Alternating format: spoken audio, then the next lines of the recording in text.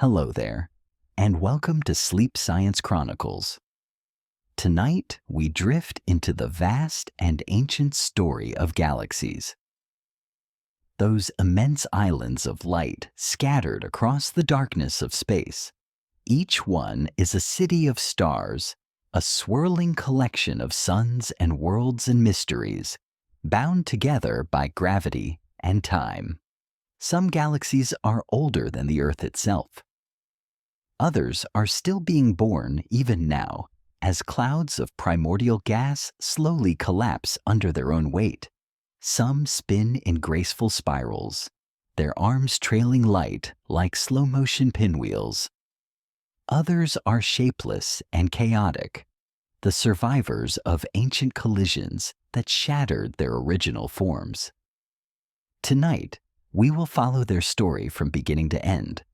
We will witness their birth in the earliest moments of the universe, watch them grow and change over billions of years, and glimpse their distant futures, some fading quietly into darkness, others merging in spectacular cosmic dances that reshape the very fabric of space.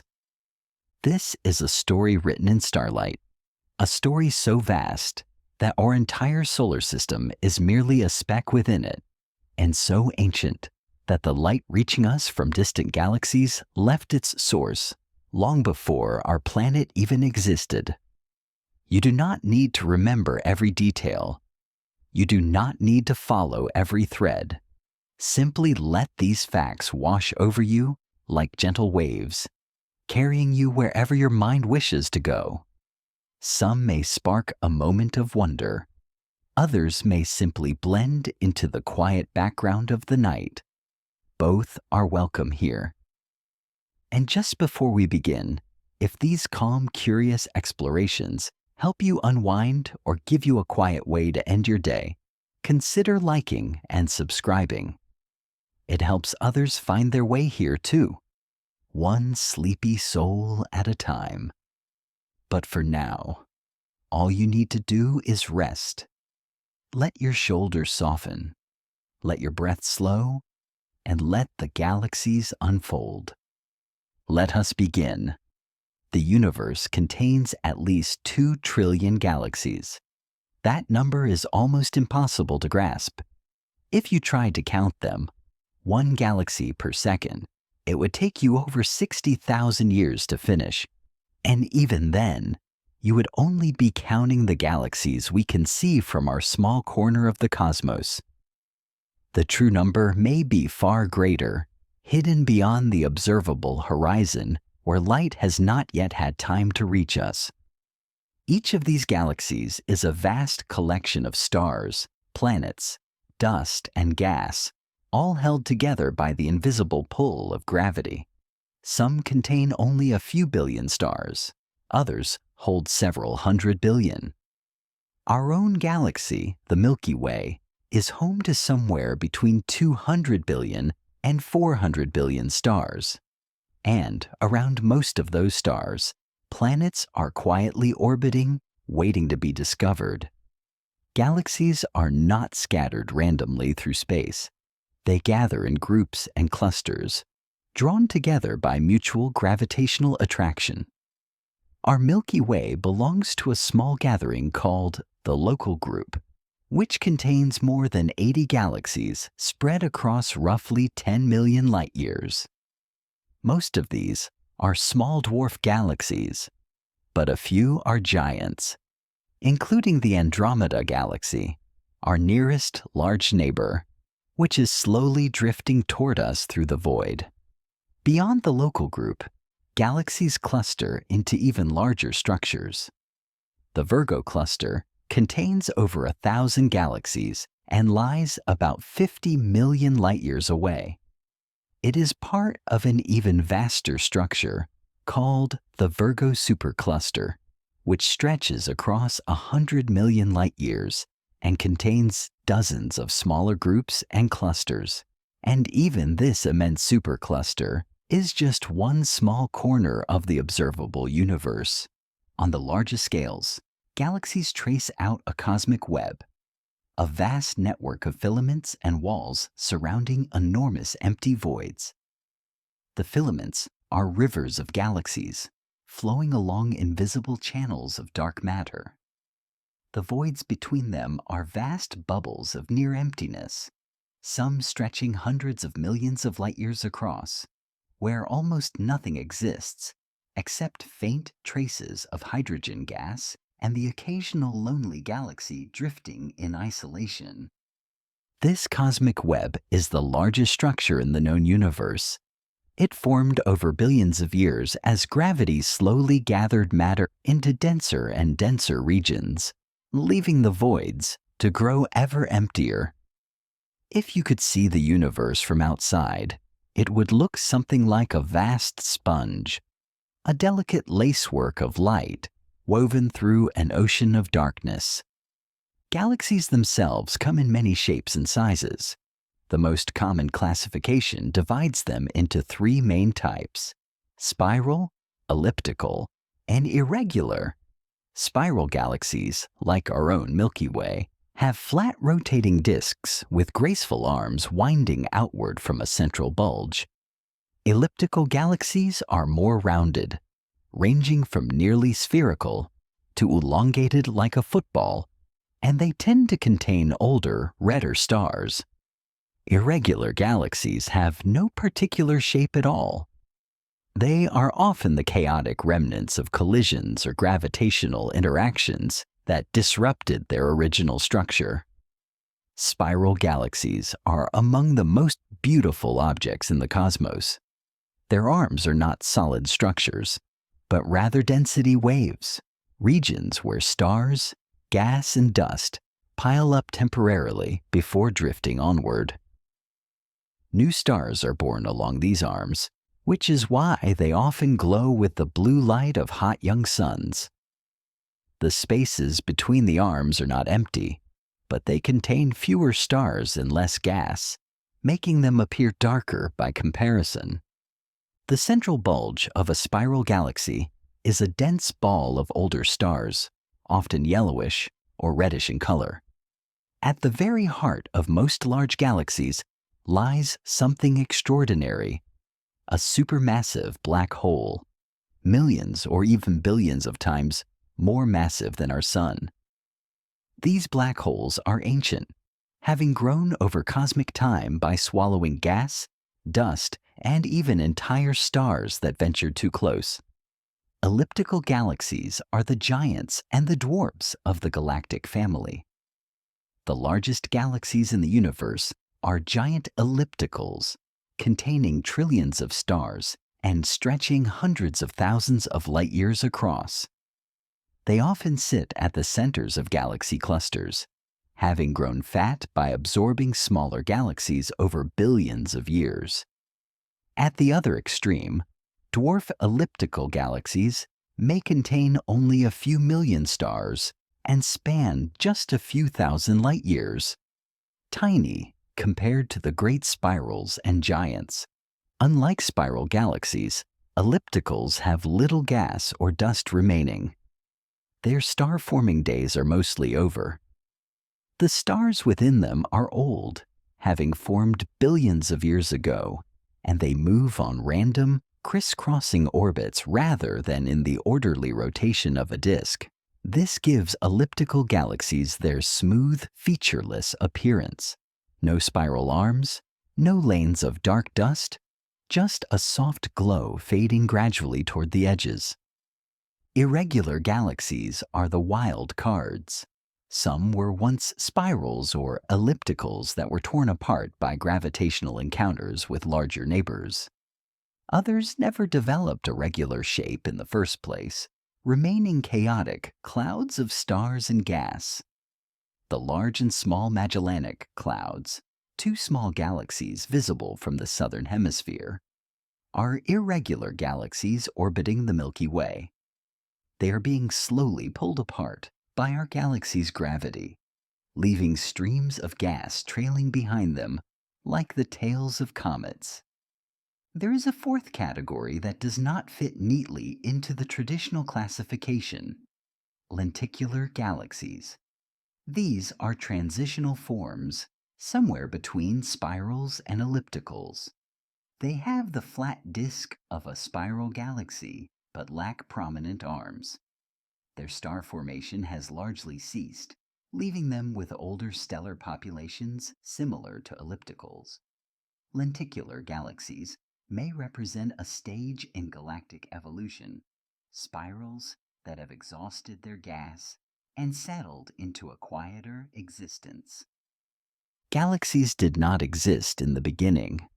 In the first moments after the Big Bang, the universe was a nearly uniform sea of hot plasma, hydrogen, helium, and traces of lithium, all mixed with intense radiation. There were no stars, no planets, no structures of any kind, just a vast, glowing fog expanding and cooling in the darkness. But the universe was not perfectly smooth. Tiny fluctuations in density had been imprinted during the earliest instance, perhaps by quantum processes inflated to cosmic scales. These fluctuations were almost unimaginably small, variations of only 1 part in 100,000. Yet, they were enough. Gravity would amplify them over millions of years, slowly gathering matter into denser and denser clumps. About 400,000 years after the Big Bang, the universe cooled enough for atoms to form. Electrons combined with nuclei, and the fog of plasma cleared. Light was finally free to travel through space. This ancient light is still visible today as the cosmic microwave background, a faint glow coming from every direction, the oldest light in the universe. It carries within it the imprint of those primordial density fluctuations, a snapshot of the seeds from which all galaxies would eventually grow. After the fog cleared, the universe entered a period known as the Cosmic Dark Ages. There were no stars yet, no sources of visible light, only vast clouds of hydrogen and helium drifting through the darkness, slowly gathering under gravity's patient pull.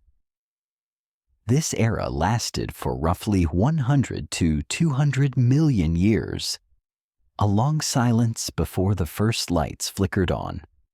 The first stars were very different from the stars we see today. They formed from pure hydrogen and helium, with none of the heavier elements that now enrich the cosmos. Without these heavier elements to help gas cool and condense, the first stars grew enormous, perhaps hundreds of times more massive than our sun. They burned hot and blue, blazing with a ferocity that would have outshone modern stars by factors of millions. But their lives were brief, just a few million years, before they exploded as supernovae or collapsed directly into black holes. These first stars began to change the universe. Their intense radiation ionized the surrounding hydrogen, carving out bubbles of transparency in the neutral gas. Their explosions scattered heavier elements, carbon, oxygen, iron, into the void, seeding future generations of stars with the raw materials for rocky planets and eventually life. This enrichment happened gradually, supernova by supernova, across hundreds of millions of years. The first galaxies were small and irregular. They formed as gravity drew together clumps of dark matter, the mysterious invisible substance that outweighs ordinary matter by about 5 to 1. Dark matter does not emit or absorb light, but it exerts gravitational pull, and it was this dark scaffolding that shaped the early universe. Ordinary matter fell into the gravitational wells created by dark matter, collecting at the centers of these invisible halos and forming the first stars and protogalaxies. These early protogalaxies were nothing like the grand spirals we see today. They were small, chaotic clumps of stars and gas, perhaps only a few thousand light years across. But they did not remain small for long. Gravity continued its work, drawing protogalaxies together, merging them into larger and larger structures. This process of hierarchical assembly would continue for billions of years, building the great galaxies we observe in the present universe. Dark matter played a crucial role in this assembly. Because dark matter interacts only through gravity, it clumped together more easily than ordinary matter, which is slowed by pressure and radiation. Dark matter halos formed first, creating the gravitational framework into which ordinary matter could fall. Every galaxy we see today is embedded within a much larger halo of dark matter, an invisible cocoon that extends far beyond the visible stars.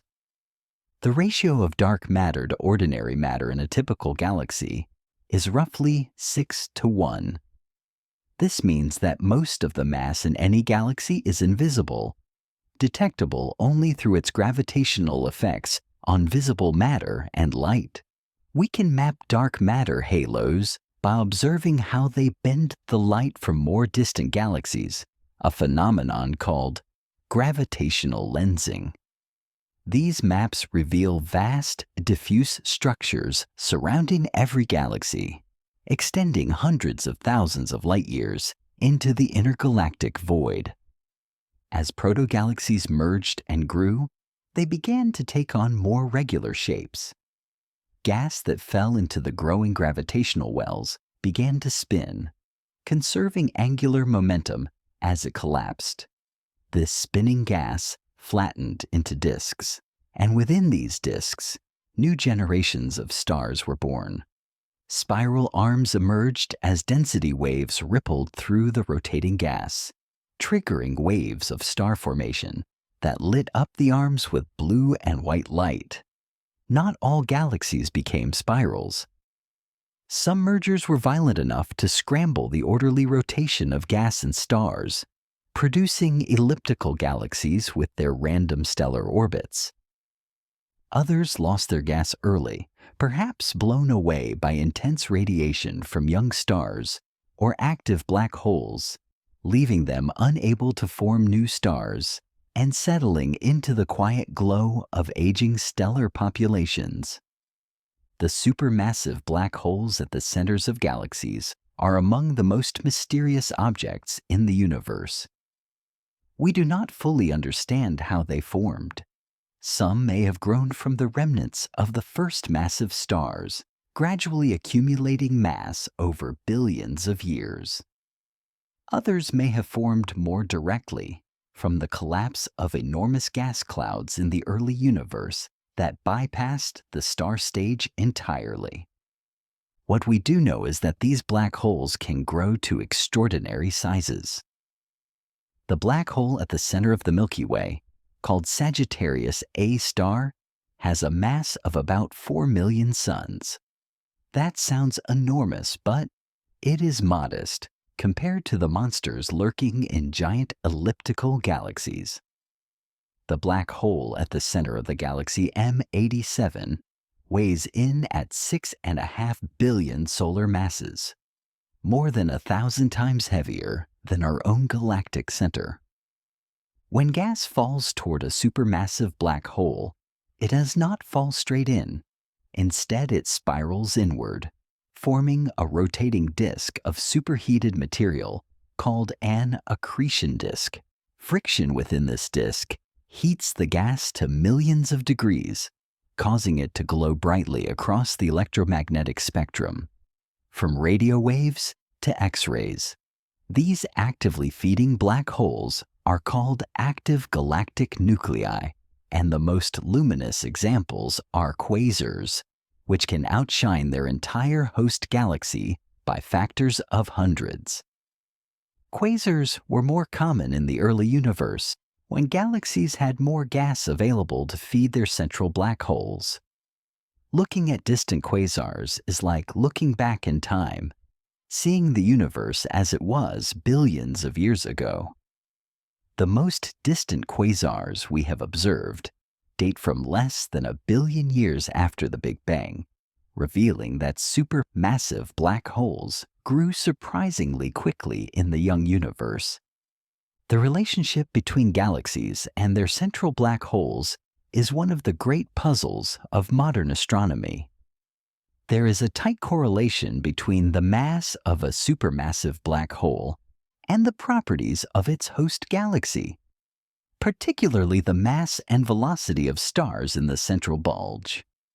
This suggests that the black hole and the galaxy grew together, each influencing the other's development through some kind of feedback process.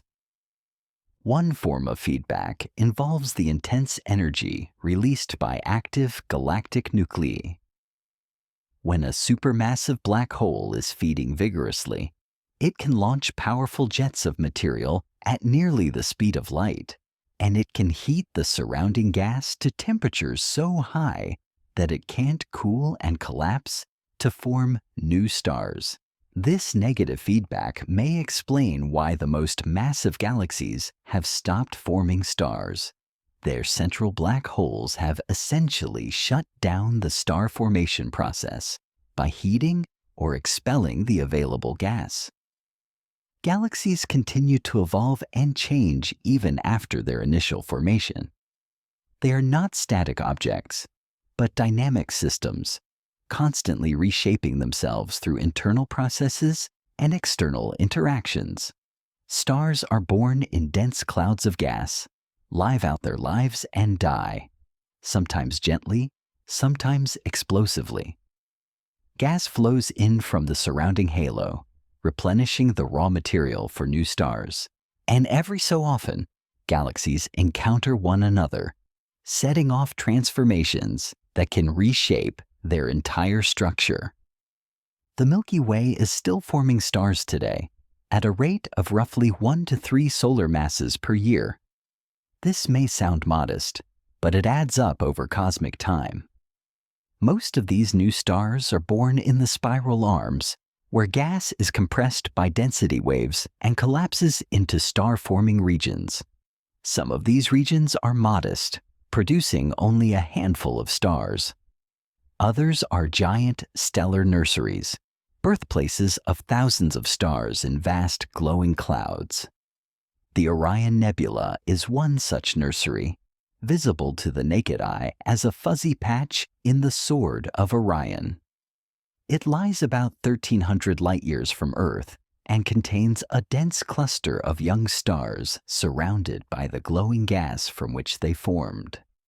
Deep within the nebula, new stars are still being born, their light slowly dispersing the surrounding gas and revealing their presence to the wider universe.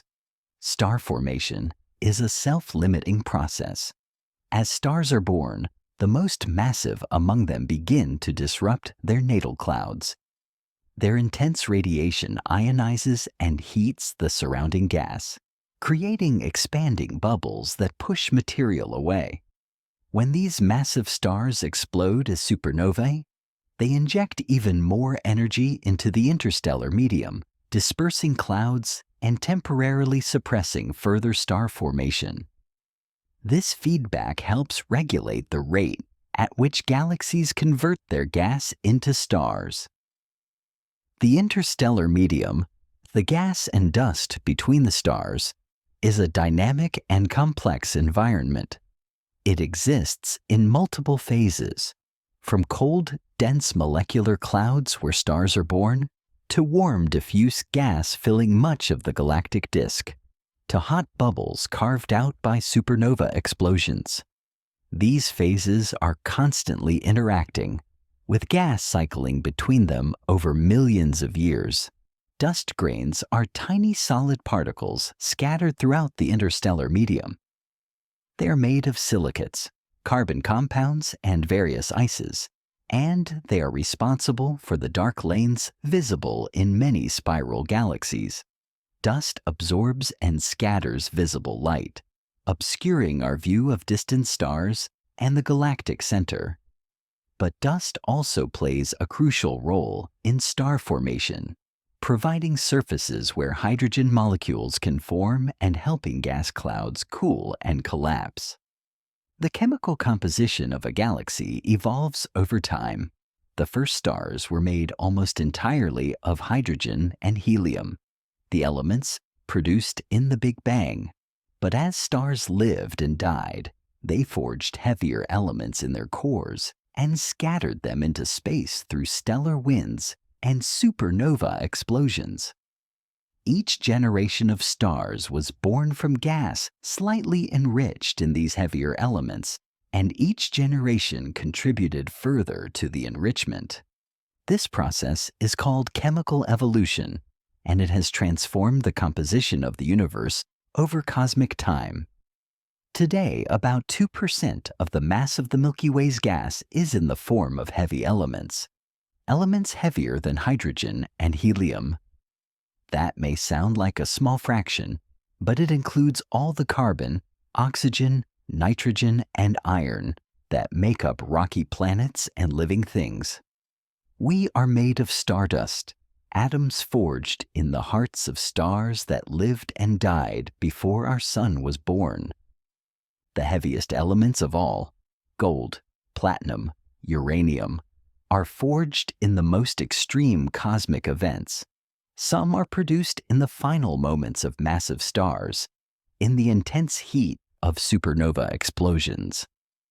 Others are created when neutron stars collide, spraying heavy elements into space in quantities that a single supernova could never match. These rare events have been enriching the galaxy for billions of years, slowly building up the abundance of heavy elements we observe today. Galaxies are not closed systems. They exchange matter and energy with their surroundings through a variety of processes. Gas flows into galaxies from the intergalactic medium, replenishing the fuel for star formation. Gas flows out through galactic winds driven by supernovae and active black holes. Stars are occasionally ejected by gravitational interactions, sent wandering through the void between galaxies. And sometimes, entire galaxies fall into larger ones, contributing their stars and gas to the growing whole.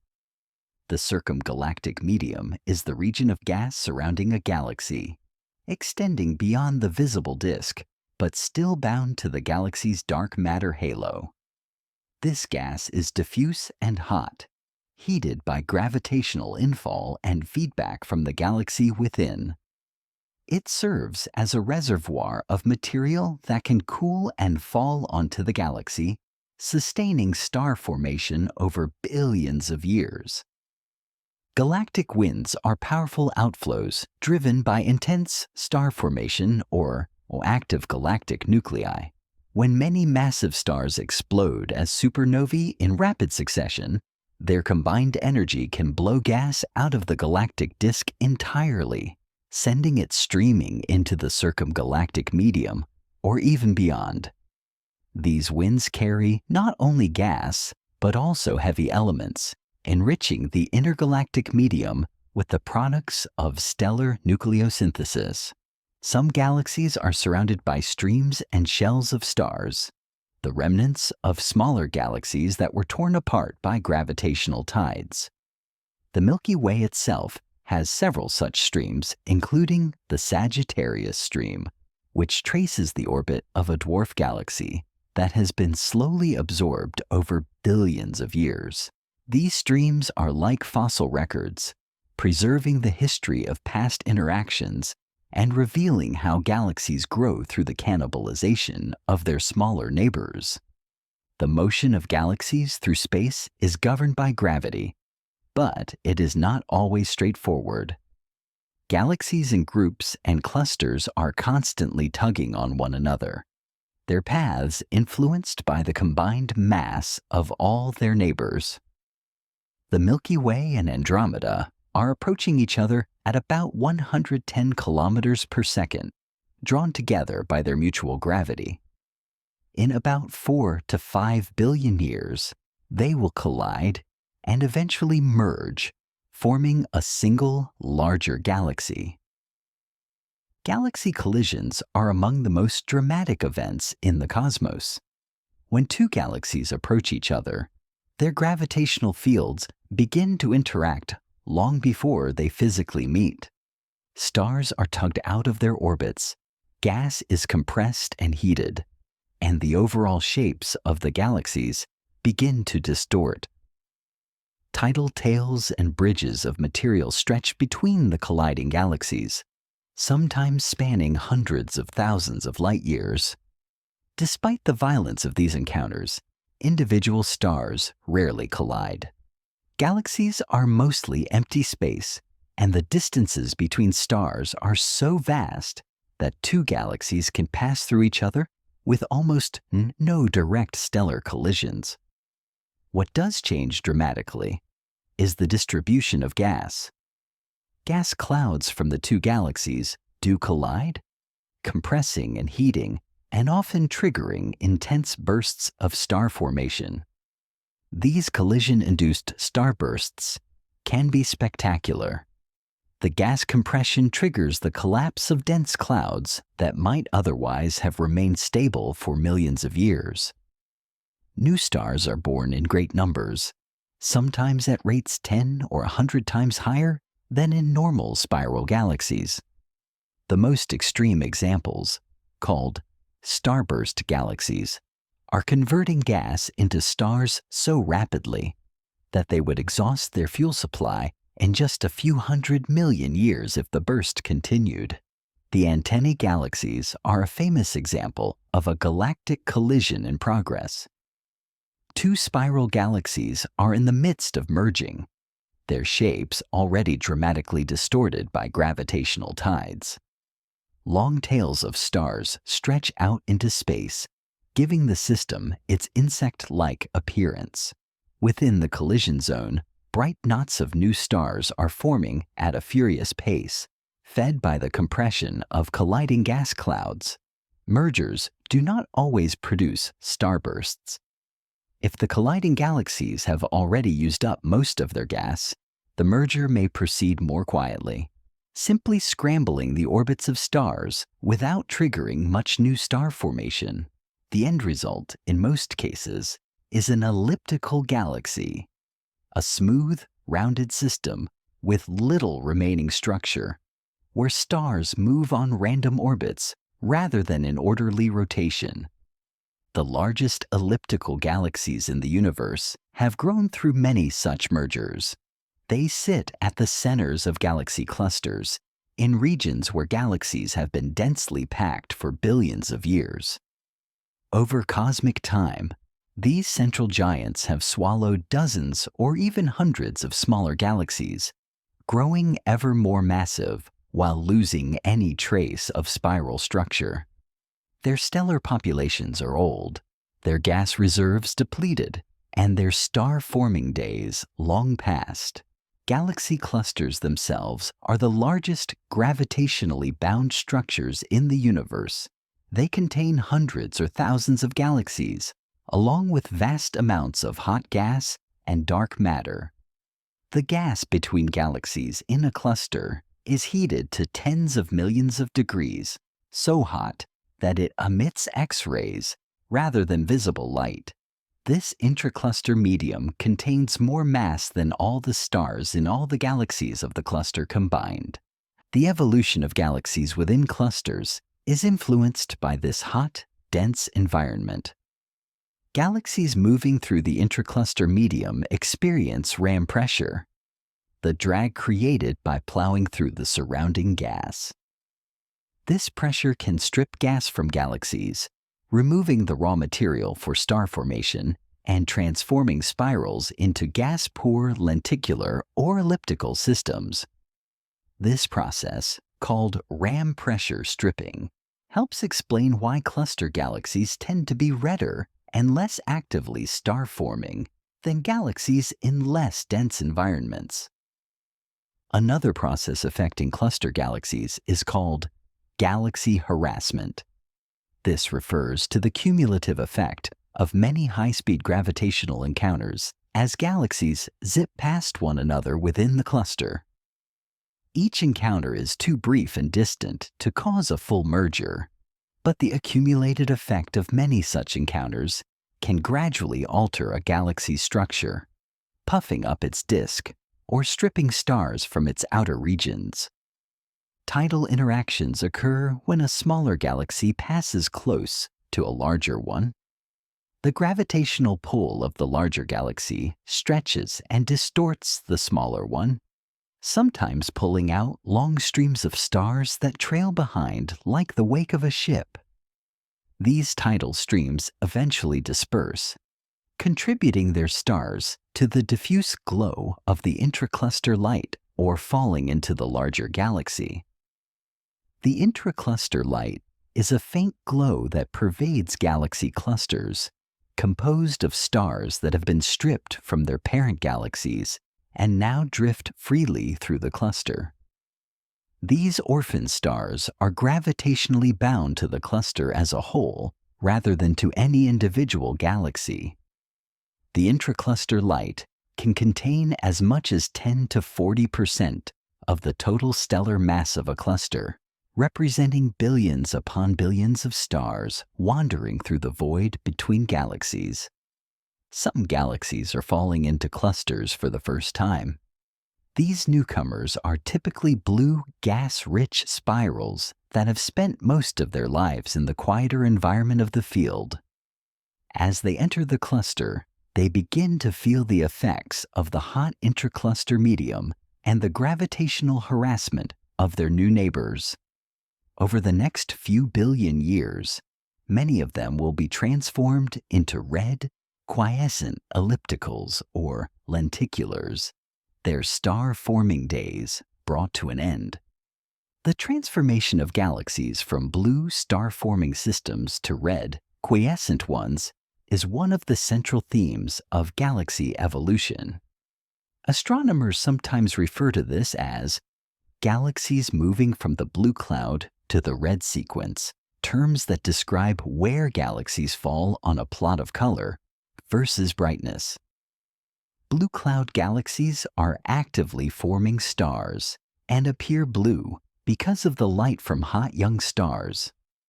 Red sequence galaxies have stopped forming stars and appear red because their stellar populations are old. The process that moves galaxies from the blue cloud to the red sequence is called quenching. There are multiple mechanisms that can quench star formation. Running out of gas is the simplest. Without fuel, no new stars can form. Gas can be consumed by star formation itself, expelled by galactic winds, stripped by ram pressure, or heated to temperatures too high for it to cool and collapse. The relative importance of these mechanisms varies depending on the mass of the galaxy, its environment, and its history. Massive galaxies tend to quench earlier and more completely than low-mass galaxies. Their deeper gravitational potential wells allow their central black holes to grow larger and produce more energetic feedback. This feedback can heat gas throughout the galaxy and its surrounding halo, preventing new gas from cooling and falling onto the galaxy. The result is a self-imposed starvation that gradually shuts down star formation over billions of years. Low-mass galaxies are more vulnerable to environmental effects. Their shallower gravitational potentials make it easier for gas to be stripped or blown away. A dwarf galaxy falling into a cluster may lose most of its gas within a billion years of arrival, its star formation truncated by ram pressure stripping. Those that remain in the field, far from massive neighbors, can continue forming stars for much longer, slowly converting their gas into stars over cosmic time. The balance between gas inflow and outflow determines a galaxy's star formation history. Galaxies that receive a steady supply of fresh gas from the circumgalactic medium or from minor mergers can continue forming stars indefinitely.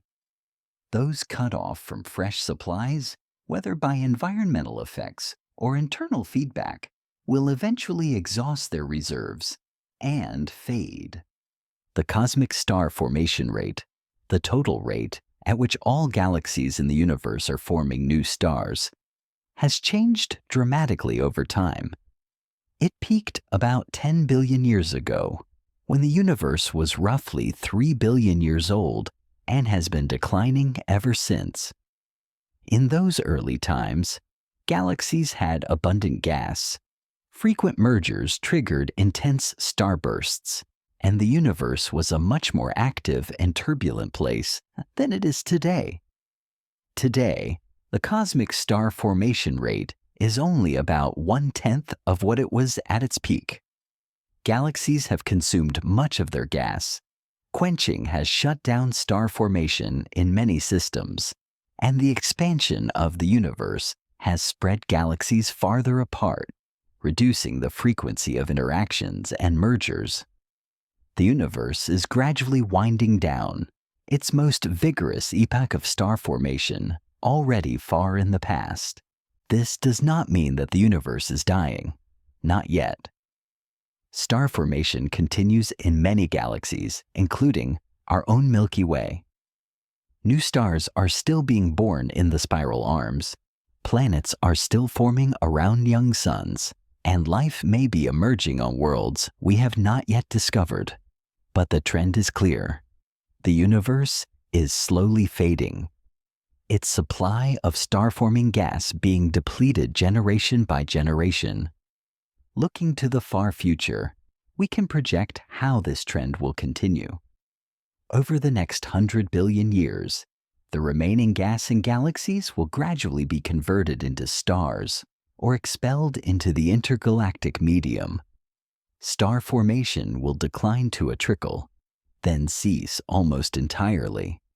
The last stars to form will be small red dwarfs, miserly with their fuel, capable of burning for trillions of years.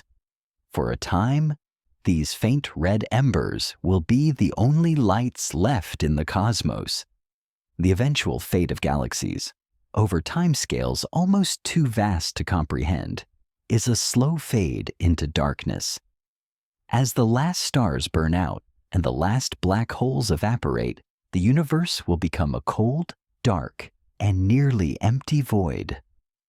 But that ending lies so far in the future, trillions upon trillions of years from now, that it need not trouble us tonight. For now, the galaxies shine. They spin and swirl and collide, their light crossing the void to reach our eyes. Each photon we see has traveled for millions or billions of years, carrying information about distant suns and ancient events.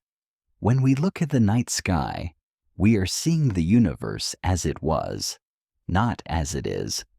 A gallery of cosmic history painted in starlight, and somewhere within this vast tapestry of galaxies, on a small rocky world orbiting an ordinary yellow star in an unremarkable spiral arm of an average spiral galaxy, you are resting. You are made of atoms forged in the hearts of stars, breathing molecules that have cycled through countless generations of living things, listening to stories of galaxies as you drift toward sleep. You are part of this story. The same forces that shaped the galaxies shaped you. The same gravity that gathered stars into swirling spirals gathered the dust and gas that became our sun and planets. You are not separate from the cosmos, but woven into it, a brief and beautiful pattern in the endless unfolding of matter and energy and time. Let that thought carry you gently as we continue our journey through the lives and deaths of galaxies, through the quiet mysteries of deep space, through the long and luminous history of the universe itself. The rotation of spiral galaxies poses one of the great mysteries of modern astronomy. When astronomers first measured how fast stars orbit around the centers of spiral galaxies, they expected to find a pattern similar to our solar system.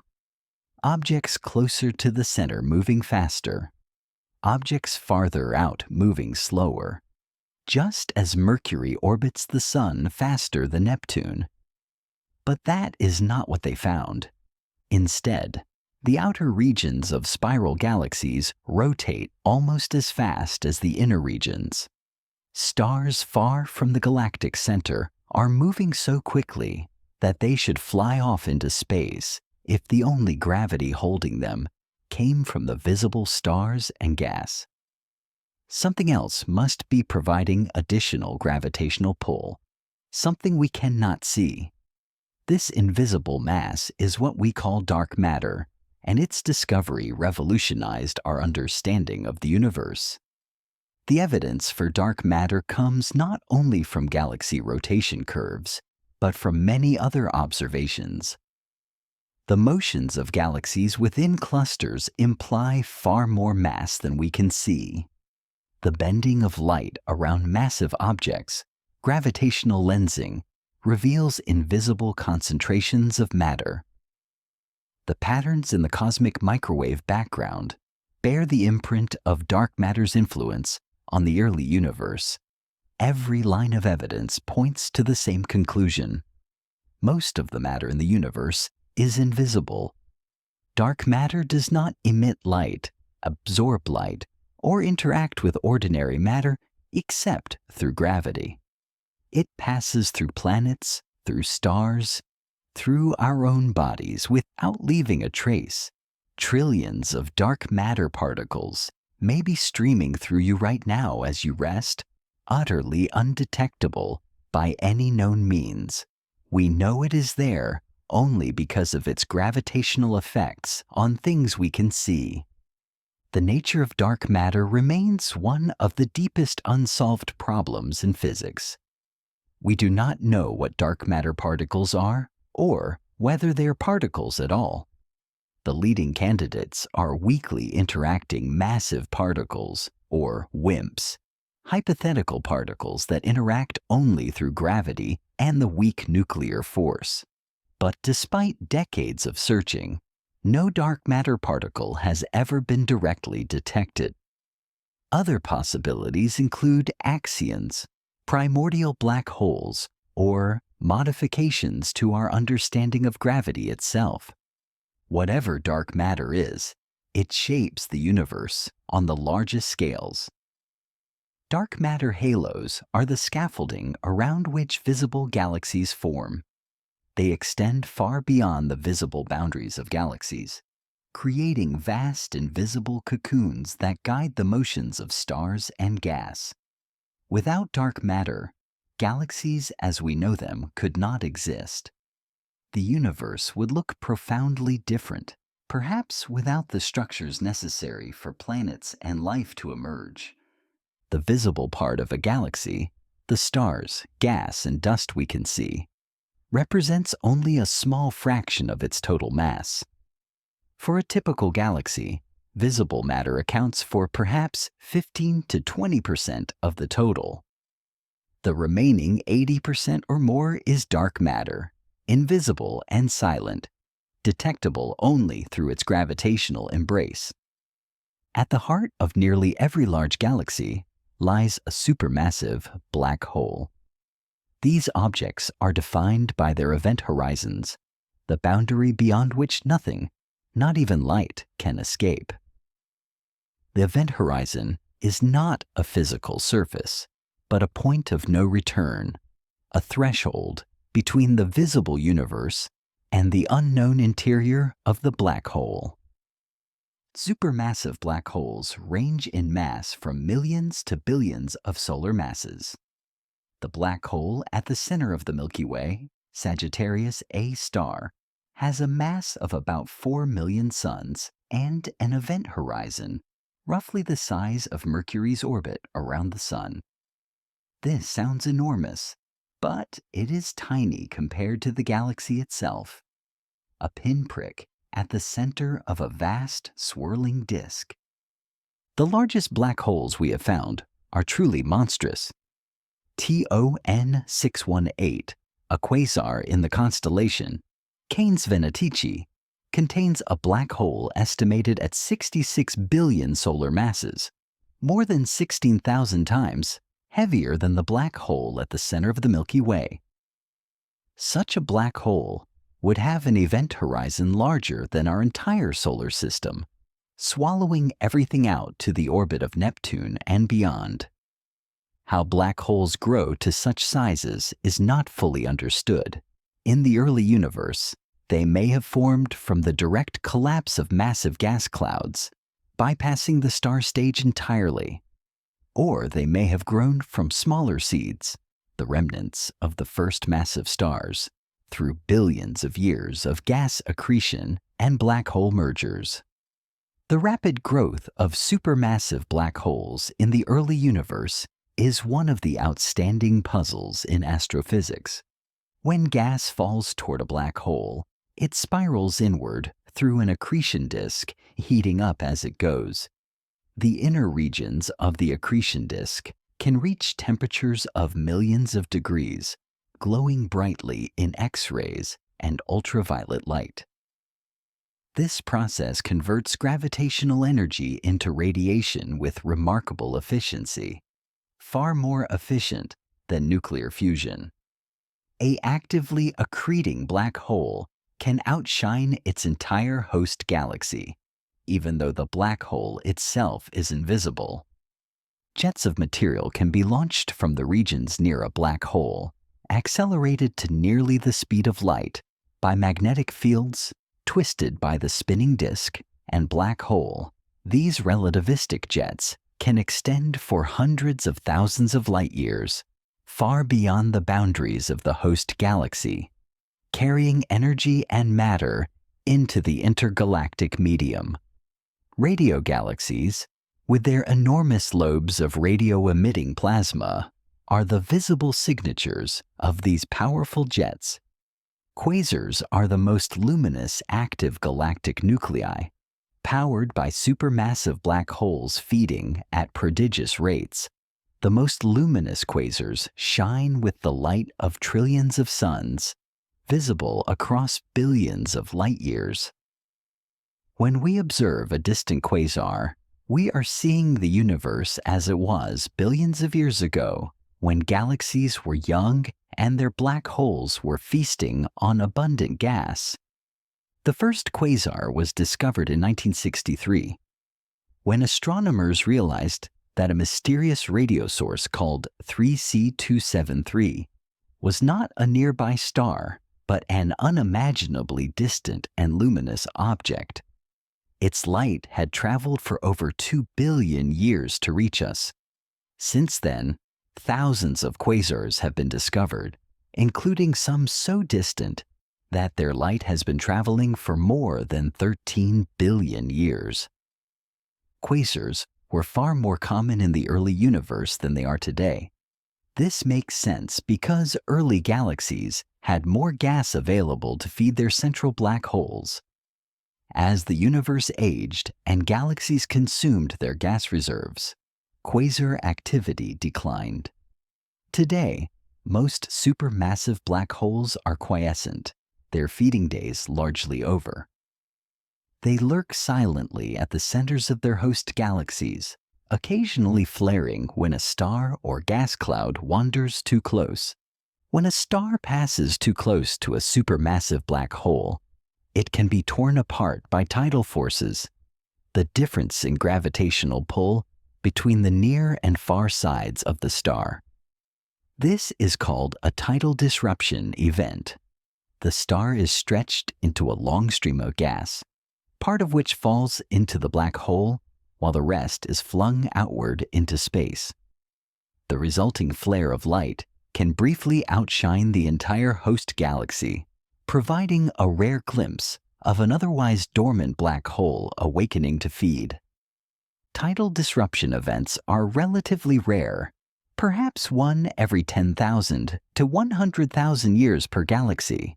But with billions of galaxies in the observable universe, astronomers can now detect dozens of these events each year, watching in real time as unfortunate stars meet their end near the event horizons of sleeping giants. The center of our own Milky Way is a crowded and violent place. Within the innermost light year, thousands of stars orbit Sagittarius A star at tremendous speeds. Some of these stars have been tracked for decades, their orbits mapped with exquisite precision. One star, called S2, completes an orbit in just 16 years, passing within a few light hours of the event horizon at speeds exceeding 10,000 kilometers per second. These close-in stars have provided some of the best evidence for the existence of supermassive black holes. Their orbits reveal the mass concentrated at the galactic center, far too much mass in far too small a volume to be anything other than a black hole. The 2020 Nobel Prize in Physics was awarded in part for this work, recognizing decades of careful observation that confirmed what theory had long predicted. The environment around Sagittarius A star is also home to strange objects that defy easy classification. Gas clouds have been observed falling toward the black hole, stretched and heated as they approach. Unusual objects that behave like both stars and gas clouds may be the remnants of past stellar collisions, their outer layers puffed up by internal heating. The galactic center is a laboratory for extreme physics, where the normal rules of stellar life are distorted by proximity to a gravitational abyss. Beyond the chaotic central region, the Milky Way settles into a more orderly structure. The galactic disk is a thin plain of stars, gas, and dust, roughly 100,000 light-years in diameter, but only about 1,000 light-years thick. Within this disk, the spiral arms wind outward from the center, regions of enhanced star formation marked by bright blue stars and glowing nebulae. The spiral arms of the Milky Way are not permanent structures. They are density waves, regions where stars and gas pile up temporarily before moving on. Think of them like traffic jams on a highway. Cars slow down as they enter the congested zone, creating a persistent pattern of congestion even as individual cars flow through and exit. Stars and gas behave similarly, slowing as they enter the arms and speeding up as they leave. Within the spiral arms, giant molecular clouds are compressed by the density wave, triggering the collapse of dense cores into new stars. The most massive of these new stars are blue and luminous, but short-lived. They will explode as supernovae within a few million years. Because they die before they can drift far from their birthplaces, these massive stars trace out the spiral arms, making the arms appear bright and well-defined in images. Between the spiral arms, stars continue their orbits, but the gas is more diffuse and star formation is less active. These interarm regions appear darker and less structured, though they still contain millions of stars. The contrast between the bright arms and the darker spaces between them gives spiral galaxies their characteristic appearance. The Milky Way has at least 4 major spiral arms, though the exact number and structure remain subjects of active research. We live within the galactic disk, which makes mapping its structure from within surprisingly difficult, like trying to map a forest while standing among the trees. But by combining observations at different wavelengths with careful distance measurements, astronomers have gradually pieced together a picture of our galaxy's spiral structure. Our solar system lies in a small spur or branch between 2 major arms, sometimes called the Orion arm or the local arm. We are located about 26,000 light-years from the galactic center, roughly halfway out to the visible edge of the disk. At our position, the Sun takes about 230 million years to complete one orbit around the galaxy, a period sometimes called a galactic year. The Sun has completed perhaps 20 orbits since it formed, witnessing the slow drift and reformation of spiral arms over cosmic time. Above and below the thin disk lies the galactic halo, a sparse spherical region containing old stars, globular clusters, and the vast dark matter halo that envelops the visible galaxy. The stars in the halo are among the oldest in the galaxy, formed in the early epochs of galactic assembly before the disk had fully formed. They move on elongated, randomly oriented orbits, plunging through the disk and out the other side, relics of a more chaotic era. Globular clusters are dense balls of hundreds of thousands of stars, bound together by gravity into compact spheres a few hundred light-years across. They orbit in the halo, passing through the galactic disk periodically on their long elliptical paths. The stars within globular clusters are ancient, some nearly as old as the universe itself, and they contain very few heavy elements, evidence that they formed from primordial gas before many generations of stars had enriched the cosmos. The Milky Way contains about 150 globular clusters, though more may await discovery hidden behind the dusty central regions. These clusters are survivors from the galaxy's earliest days, relics of the proto-galactic fragments that merged to form the Milky Way. Some may have been captured from smaller galaxies that were absorbed over cosmic time, their clusters remaining bound even as their parent galaxies were torn apart. The Large and Small Magellanic Clouds are the two largest satellite galaxies of the Milky Way, visible to the naked eye from the southern hemisphere. They are irregular galaxies, their shapes distorted by gravitational interaction with our much larger galaxy. The Large Magellanic Cloud contains about 30 billion stars and lies roughly 160,000 light-years away. The Small Magellanic Cloud is smaller and slightly more distant. Both Magellanic Clouds are being slowly pulled apart by the Milky Way's gravity. A vast stream of hydrogen gas, called the Magellanic Stream, trails behind them, stretching more than halfway around the sky. This stream represents gas that has been stripped from the clouds by tidal forces, material that will eventually fall into the Milky Way and perhaps fuel future star formation. The clouds themselves may eventually be absorbed entirely, their stars scattered into the halo of our galaxy. Beyond the Magellanic Clouds, the Milky Way has dozens of smaller satellite galaxies, most of them dwarf spheroidals, containing only a few million stars. These tiny galaxies are nearly invisible, their faint stars lost against the background of more distant objects. Many have been discovered only in the past 2 decades, as sensitive surveys have revealed their ghostly presence lurking in the halo. Dwarf galaxies are the most common type of galaxy in the universe, though they are easily overlooked because of their faintness. They range from irregular dwarfs with ongoing star formation to dwarf ellipticals and dwarf spheroidals that exhausted their gas long ago. Some dwarf galaxies are so faint and diffuse that they can barely be distinguished from the background at all.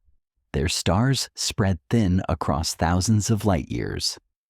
The smallest dwarf galaxies contain so few stars that they challenge the very definition of what a galaxy is.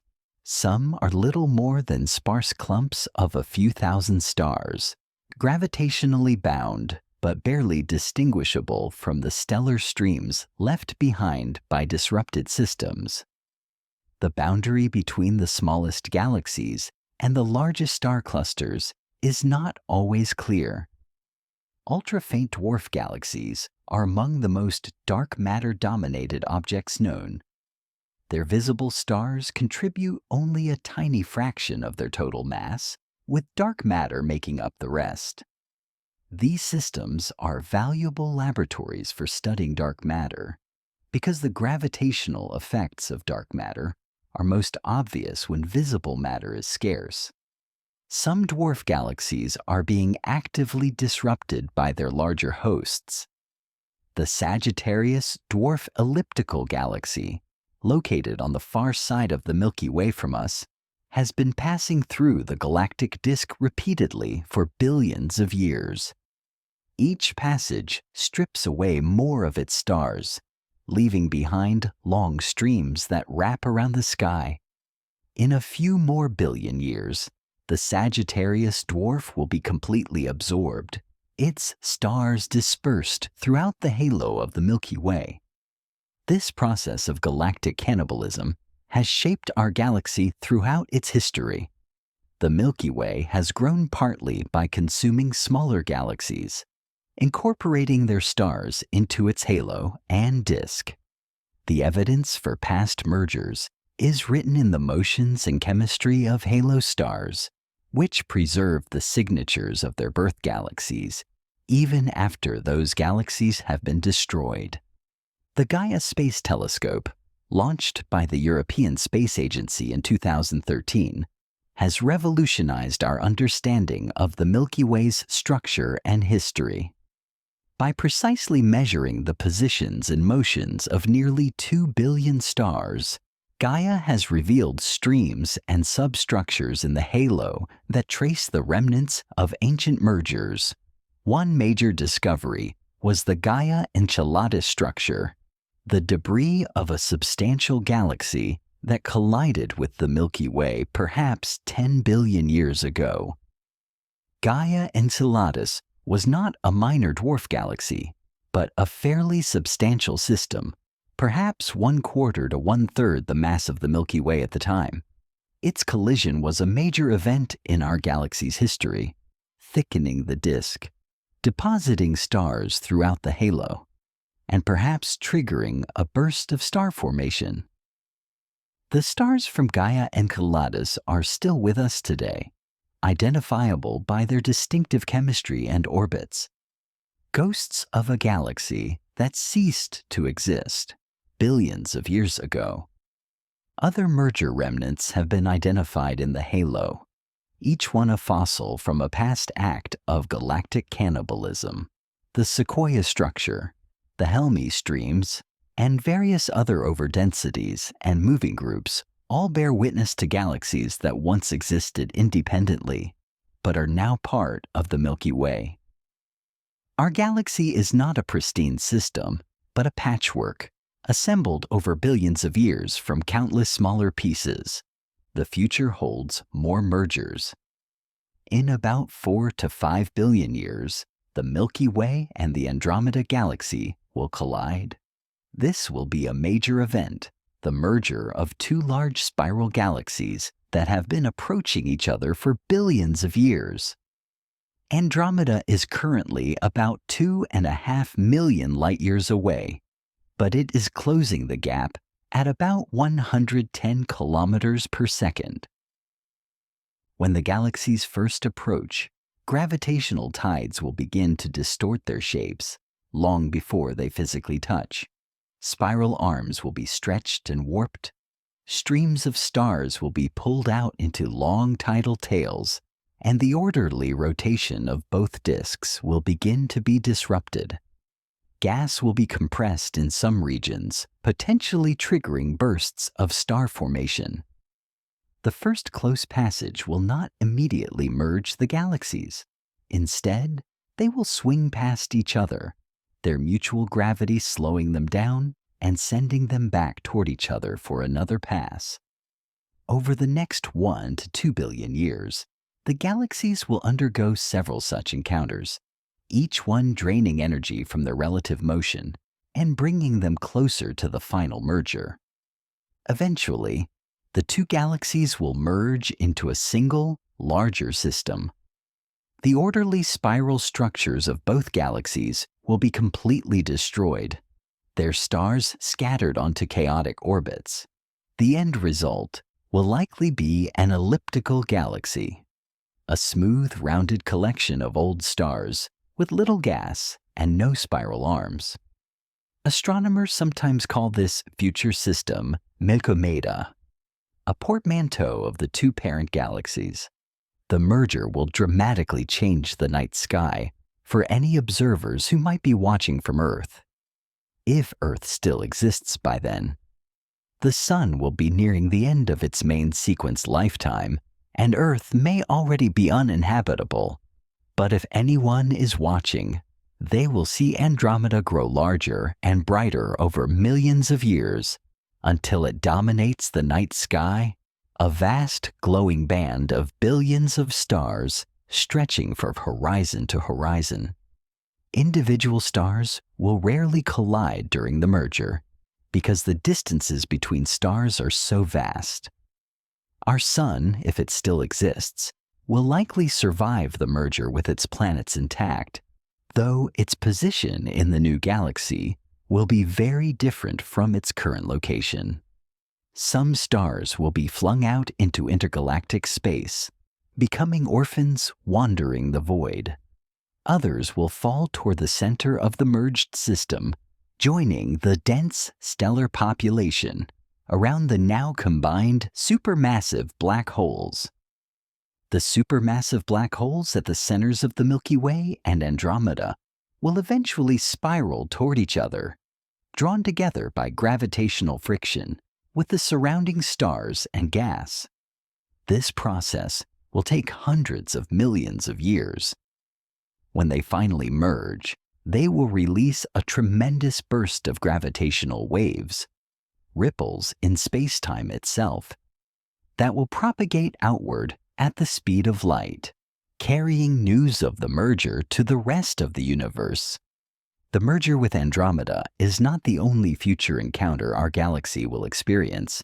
The Triangulum Galaxy, the third largest member of the local group, may also be involved, either merging with Andromeda before the main event or being swept up in the aftermath. Various dwarf galaxies will continue to fall into the growing system, contributing their stars to the expanding halo. Over billions of years following the merger, the newly formed elliptical galaxy will settle into a quieter existence. Star formation will gradually decline as gas is consumed or expelled. The stellar population will age, shifting from blue and white to yellow and red as massive stars die and are not replaced. The galaxy will glow more dimly with each passing eon. Meanwhile, the expansion of the universe will continue to carry other galaxy clusters farther and farther away. The cosmic web of galaxies that we can currently see will thin and stretch, with distant clusters receding beyond the observable horizon. In the far future, the only galaxies we will be able to see will be the other members of our own local group, long since merged into a single system floating alone in an otherwise empty void. This isolation is a consequence of dark energy, the mysterious force that is accelerating the expansion of the universe. Dark energy causes distant regions of space to recede faster and faster, eventually faster than the speed of light. Galaxies beyond a certain distance will be carried away so rapidly that their light can never reach us, even given infinite time. The observable universe will shrink, leaving our local group alone in an island of visibility surrounded by an unknowable darkness. The fate of our merged galaxy, far in the future, will be a slow fade. Stars will burn through their fuel and die. The smallest red dwarfs will continue shining for trillions of years, miserly with their hydrogen, glowing faintly for longer than the current age of the universe multiplied many times over. But eventually, even these will exhaust their fuel, cooling into white dwarfs and then into black dwarfs, cold, dark remnants, no longer emitting any light. Over timescales of trillions of years, the galaxy will become a collection of stellar corpses. White dwarfs, neutron stars, and black holes, mixed with the occasional failed star or wandering planet. Occasional collisions between remnants may produce brief flashes of light, but these will be rare events in a mostly dark and quiet cosmos. Gravitational interactions will gradually reshape the galaxy over truly immense timescales. Stars will occasionally pass close enough to exchange energy, with some gaining speed and being ejected from the galaxy while others sink toward the center. Over quadrillions of years, the galaxy will slowly evaporate, losing stars to the intergalactic void one by one, while a dense core of stellar remnants accumulates at the center. At the very center, the supermassive black hole will be the last recognizable structure. It will continue to exist for an almost incomprehensible span of time, slowly evaporating through Hawking radiation, a quantum process by which black holes gradually lose mass by emitting particles. For a black hole the size of Sagittarius A star, this evaporation would take perhaps 10 to the 67th power years, a number so large that writing it out would require more digits than there are atoms in the observable universe. Eventually, in the uttermost depths of cosmic time, even the black holes will evaporate. The final stages of black hole evaporation produce a burst of radiation, a last gasp before the black hole vanishes entirely. When the last black hole evaporates, the universe will contain nothing but a thin, cold gas of elementary particles and photons, spread across a void grown unimaginably vast. This is the heat death of the universe, the final state predicted by thermodynamics, a cosmos in perfect equilibrium with no temperature differences to drive any processes, no structures, no change. It is not an explosion or collapse, but a slow fade into absolute stillness. The universe will not end with drama, but with an eternal, silent whisper. But that ending lies so far in the future that it need not concern us tonight. The universe is young, in cosmic terms. Stars are still forming, galaxies are still evolving, and the great tapestry of light is still being woven. We live in an era of cosmic richness, when the night sky blazes with the light of countless suns, when galaxies dance and merge, when the universe is still vibrantly alive. Tonight, as you rest, remember that you are part of this story. The atoms in your body were forged in the cores of ancient stars, scattered by supernova explosions, gathered into the cloud that became our solar system. You carry within you the legacy of billions of years of cosmic evolution, the same elements that form the spiral arms of distant galaxies, the same matter that once drifted in the void between the stars. You are a way for the universe to know itself, a brief flicker of consciousness in the cosmic night. And though your time is short compared to the lifespan of a star or a galaxy, your existence is no less significant for its brevity. You are here now, resting under the same sky that has watched over countless generations, the same sky that will continue to turn long after you are gone. Let that thought bring you peace as we continue our journey through the quiet wonders of the cosmos, drifting from fact to fact like starlight crossing the void, unhurried and gentle, carrying you toward whatever rest awaits.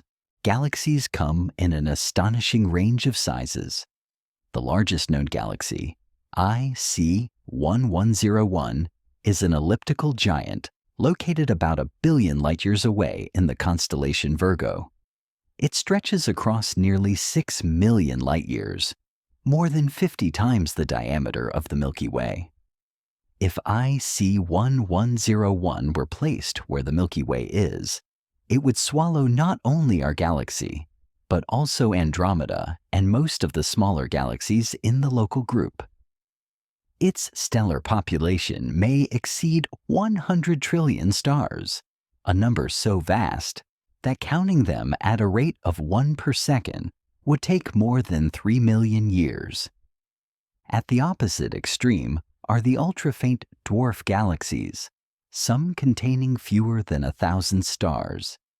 These ghostly systems are so sparse that a viewer standing inside one might not notice anything unusual. The stars would be scattered so thinly that the night sky would look nearly empty. Yet each of these tiny galaxies is embedded in a dark matter halo far more massive than its visible stars, preserving the gravitational signature of a true galaxy even when the visible component is almost negligible. Between these extremes lies every gradation of size and luminosity. The Milky Way, with its few hundred billion stars, is a fairly typical large spiral, not among the giants, but far larger than most. Andromeda is slightly larger and more massive, with perhaps 1 trillion stars. The Triangulum galaxy, the third largest in the local group, contains about 40 billion stars, roughly 1/10 the count of the Milky Way. The colors of galaxies tell us about their stellar populations and star formation activity. Blue galaxies are actively forming new stars, their light dominated by hot, young, massive stars that burn blue and bright. Red galaxies have largely ceased forming stars, and their light comes from older, cooler stars that glow in yellow and red hues. The transition from blue to red marks the end of a galaxy's active star-forming life. Astronomers often refer to the blue cloud and the red sequence when discussing galaxy populations. The blue cloud contains star-forming galaxies of various types, including most spiral galaxies. The red sequence contains quiescent galaxies that have stopped forming stars, including most large ellipticals. Between them lies the Green Valley, a transitional zone populated by galaxies in the process of shutting down their star formation. The Green Valley is not named for a literal green color, but for its position between blue and red on color magnitude diagrams. Galaxies in the Green Valley are relatively rare because the transition from active star formation to quiescence is relatively quick in cosmic terms. Perhaps only 1 billion years or so. Once a galaxy begins to quench, it moves through the Green Valley and onto the red sequence, joining the population of dead galaxies that will never form significant numbers of new stars again. Star formation requires cold, dense gas, molecular clouds where hydrogen molecules can shield themselves from radiation and collapse under their own gravity. Without such gas, star formation cannot proceed. Galaxies quench when they run out of gas, when their gas is heated too much to collapse, or when their gas is stripped away by environmental effects.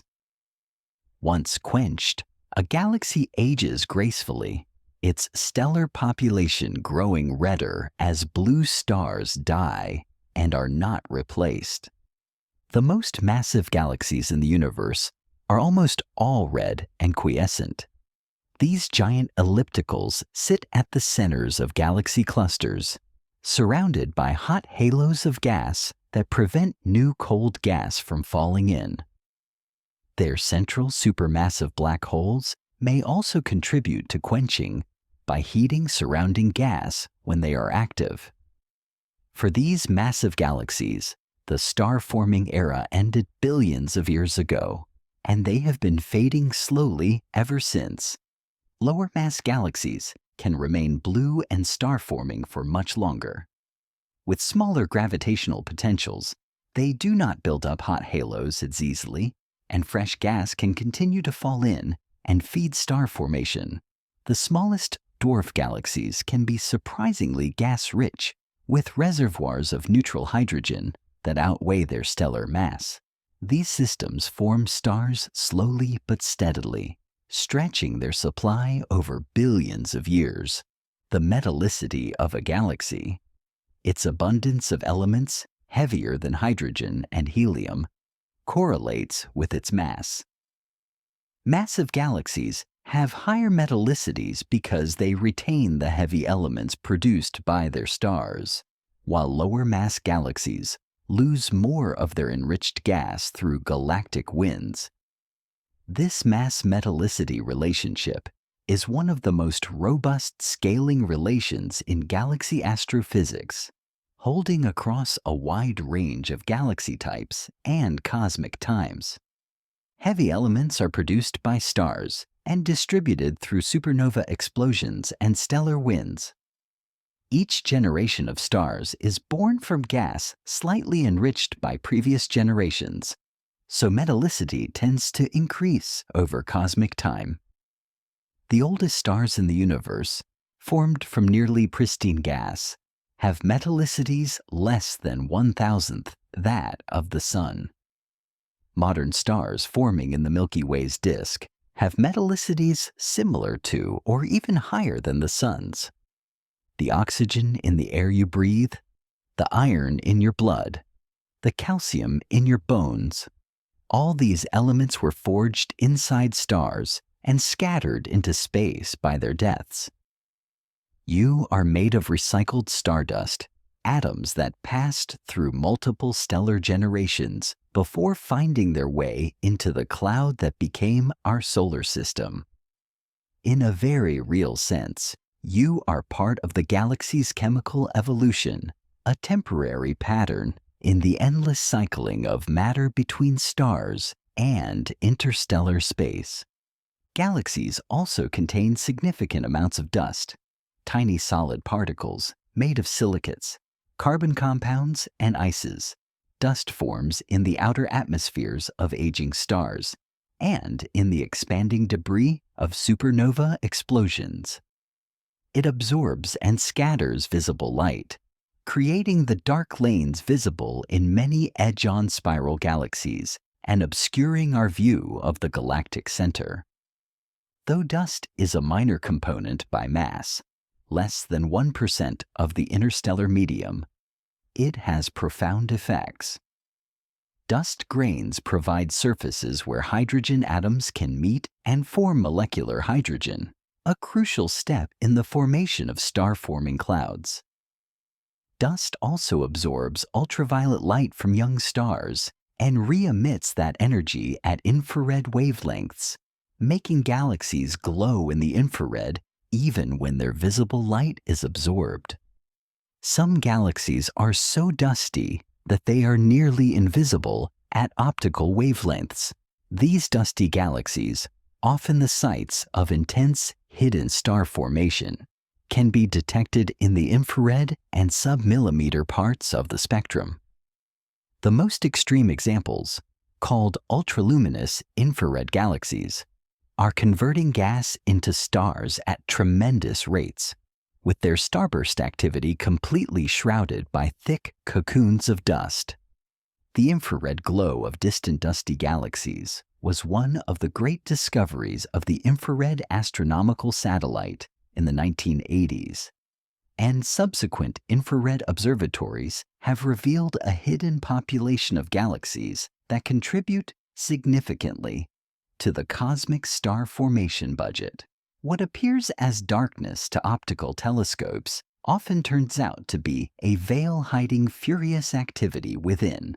Magnetic fields thread through galaxies, woven into the interstellar medium like invisible threads in a vast tapestry.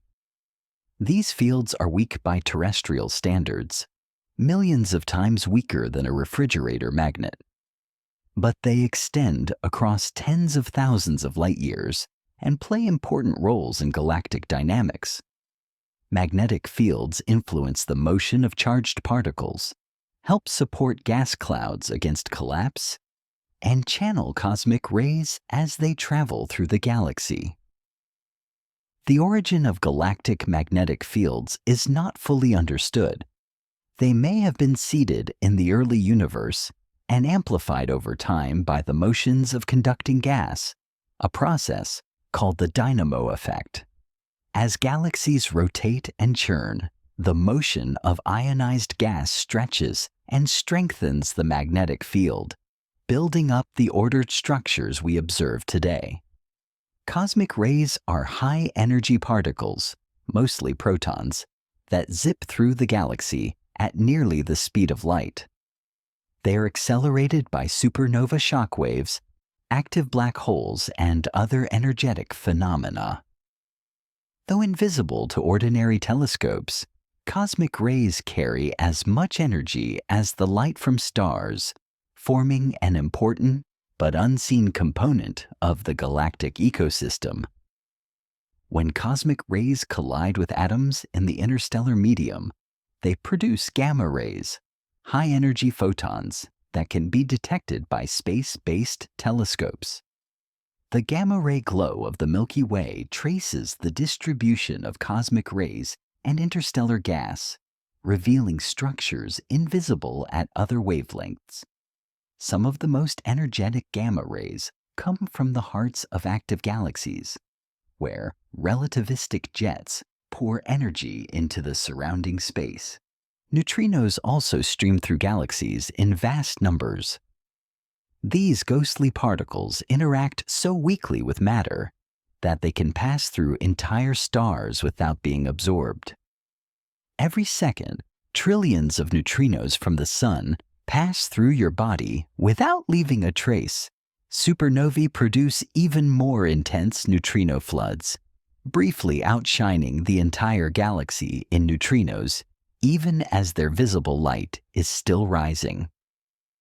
In 1987, neutrino detectors on Earth registered a burst of neutrinos from supernova 1987A in the Large Magellanic Cloud, marking the first detection of neutrinos from beyond our solar system. Only 24 neutrinos were captured from a burst that must have numbered in the quintillions, but those few particles confirmed our understanding of how supernovae work and opened a new window on the universe. Gravitational waves are another invisible messenger from the cosmos. These ripples in space-time are produced when massive objects accelerate, when neutron stars spiral together and merge, when black holes collide, when asymmetric supernovae explode. Gravitational waves travel at the speed of light, passing through matter as easily as neutrinos, carrying information about the most violent events in the universe. The first direct detection of gravitational waves came in 2015, when the LIGO Observatory registered the merger of two black holes about 1.3 billion light-years away. Since then, dozens of gravitational wave events have been detected, including mergers of neutron stars that were also observed in light. A new era of multi-messenger astronomy that combines gravitational and electromagnetic observations to study the same cosmic events. Future gravitational wave detectors may be able to hear the rumble of the entire universe, the stochastic background of gravitational waves from all the mergers and cosmic events that have ever happened. Buried in that cosmic hum may be signals from the earliest moments of the universe, gravitational echoes of processes that occurred before the first stars formed. Galaxies are also sources and sinks of the cosmic web's threads of gas. Cool gas flows into galaxies along filaments of the cosmic web, feeding star formation and growth. Hot gas flows out through galactic winds, enriching the circumgalactic and intergalactic medium with heavy elements. This cycle of inflow and outflow regulates the evolution of galaxies over cosmic time.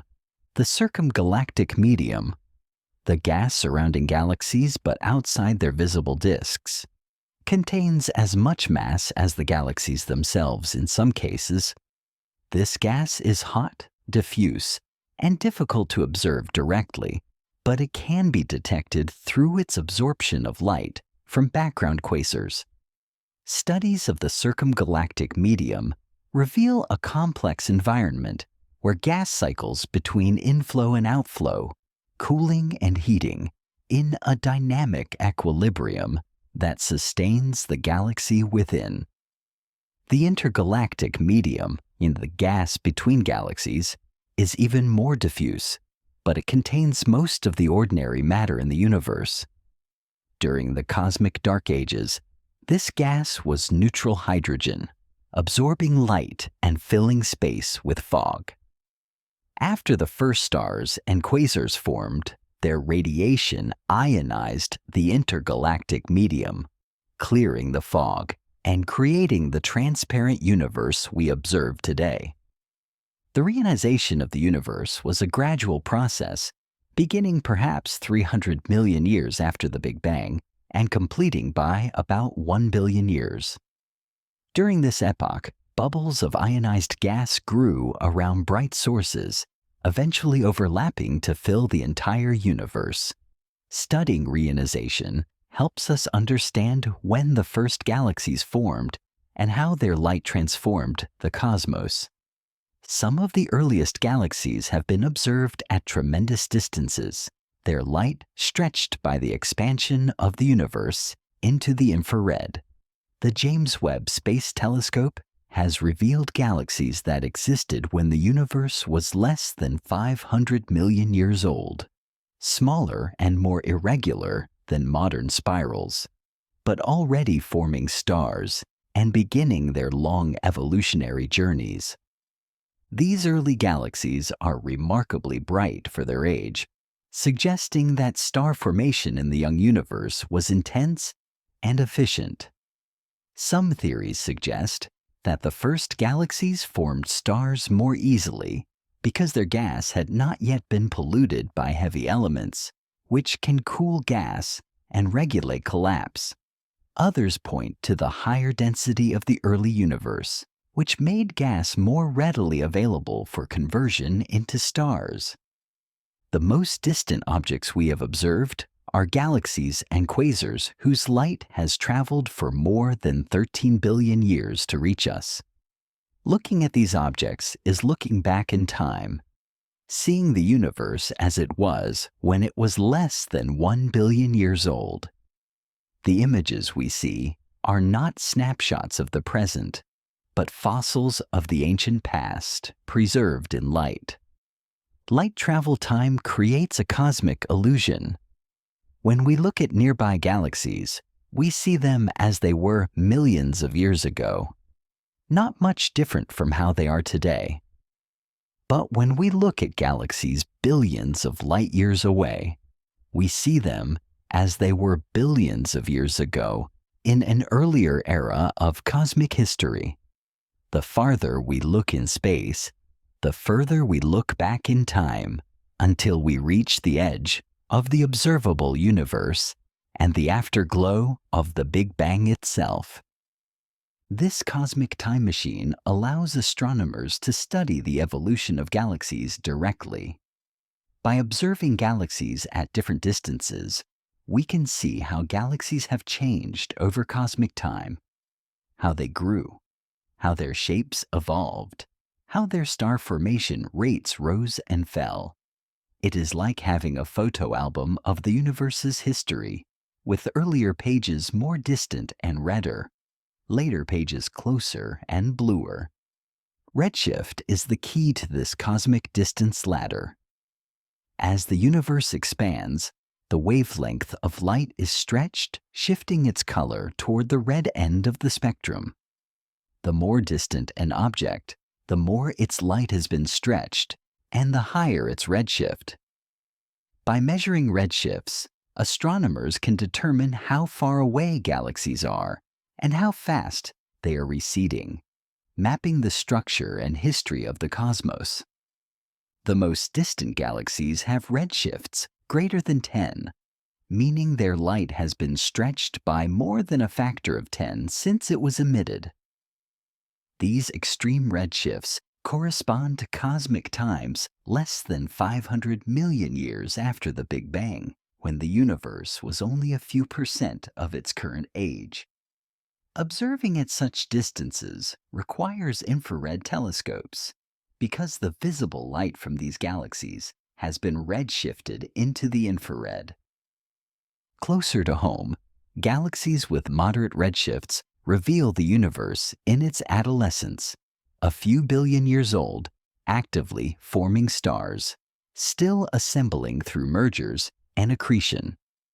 At these cosmic times, the star formation rate of the universe was at its peak, and galaxies were transforming gas into stars at rates many times higher than today. The decline in cosmic star formation since its peak about 10 billion years ago is one of the most important trends in galaxy evolution.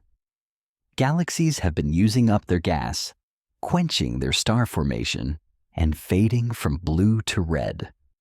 The universe is winding down from its youthful exuberance, settling into a quieter and more sedate old age. Some galaxies resist this trend.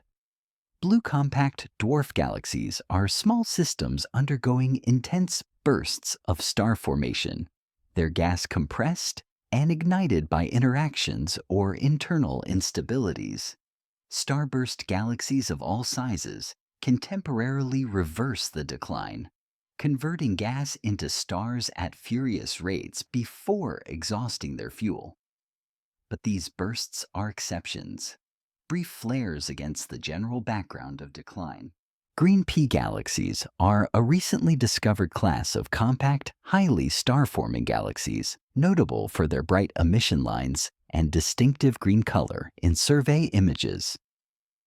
Despite their small size, they are forming stars at rates comparable to much larger galaxies, powered by dense concentrations of gas. Some astronomers believe green peas may be local analogs of the intense star-forming galaxies common in the early universe. Jellyfish galaxies are spirals being stripped of their gas as they fall into galaxy clusters. The ram pressure from the hot intracluster medium pushes gas out of the galaxy, forming long trailing tentacles that give these systems their evocative name. Within the tentacles, stripped gas can still form stars, creating strings of young stellar clusters trailing behind the doomed galaxy like luminous tears. The beauty of jellyfish galaxies is tinged with sadness, for they are galaxies in the process of dying. Their gas, once the fuel for future generations of stars, is being stolen by the harsh environment of the cluster. Within a few 100 million years, the gas will be gone, star formation will cease, and the once vibrant spiral will become just another red, quiescent member of the cluster population.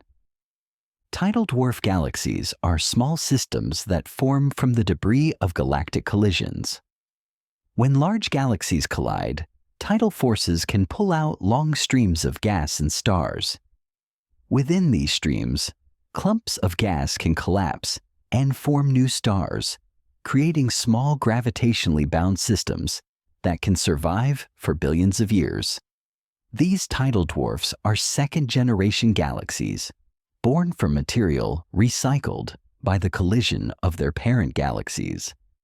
The antennae galaxies, a famous pair of colliding spirals, contain several candidate tidal dwarf galaxies forming in their tidal tails. These newborn galaxies may eventually detach from the debris streams and orbit independently, contributing to the population of dwarf galaxies surrounding the merged remnant. If so, they would be among the youngest galaxies in the universe, born from the union of their parents. Ring galaxies are rare and spectacular systems formed when a smaller galaxy punches through the center of a larger disk galaxy. The gravitational disturbance creates an expanding ring of star formation, like ripples spreading from a stone dropped in a pond. The Cartwheel Galaxy, located about 500 million light-years away, is the most famous example. Its bright ring of new stars glowing blue against the sparser interior. Polar ring galaxies are equally strange.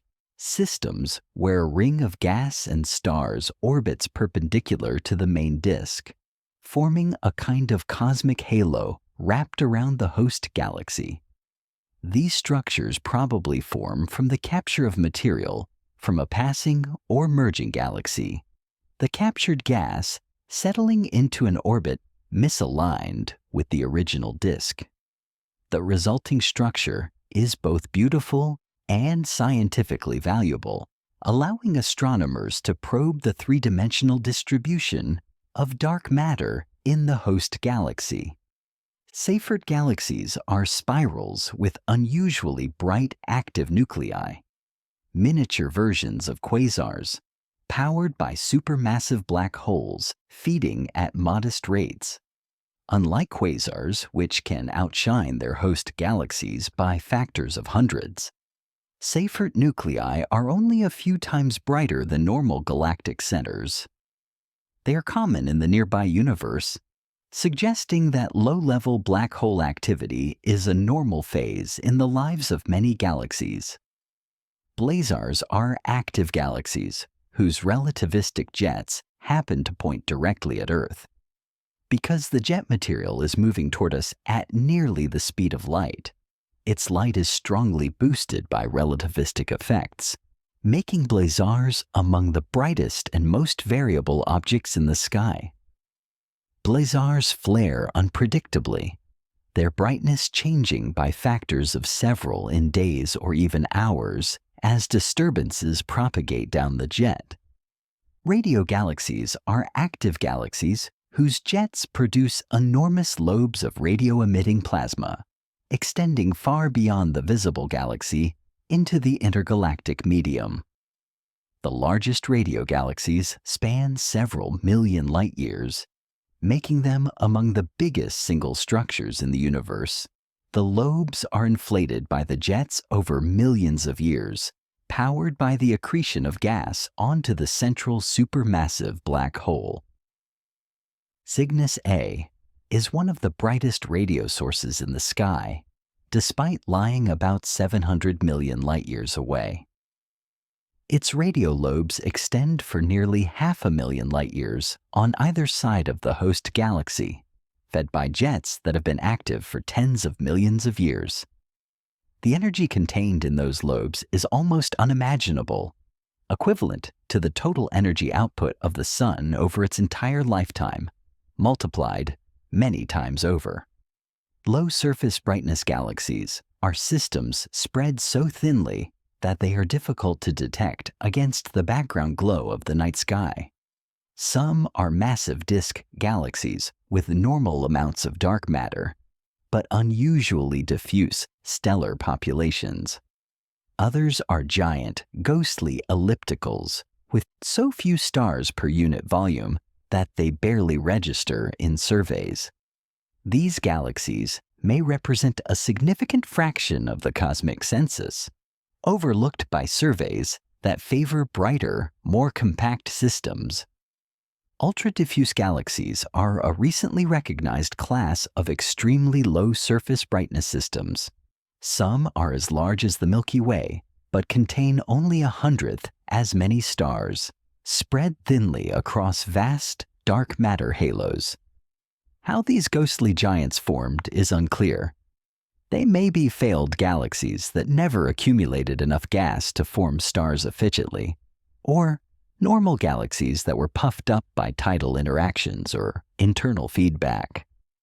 The diversity of galaxies reflects the diversity of their formation histories, environments, and internal processes. No two galaxies are exactly alike.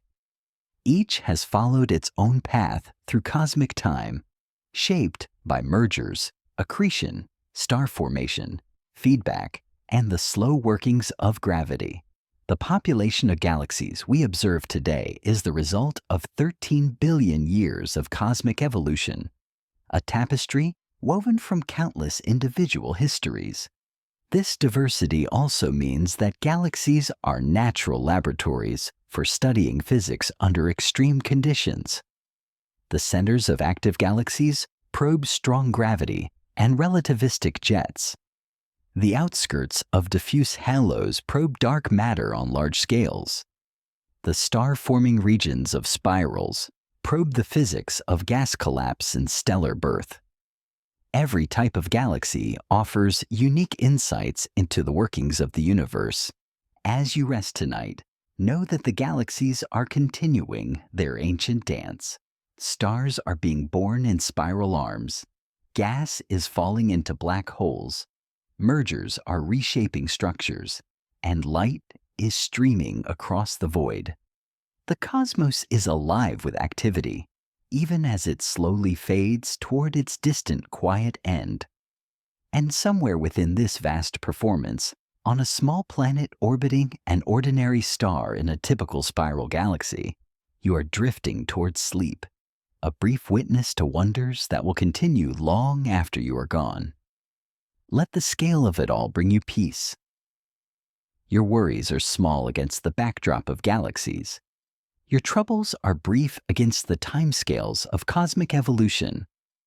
Tonight, you can simply rest, held by the same gravity that holds galaxies together, breathing the same atoms that once drifted in interstellar clouds, connected to the universe in ways deeper than words can express. The shapes of galaxies encode their histories.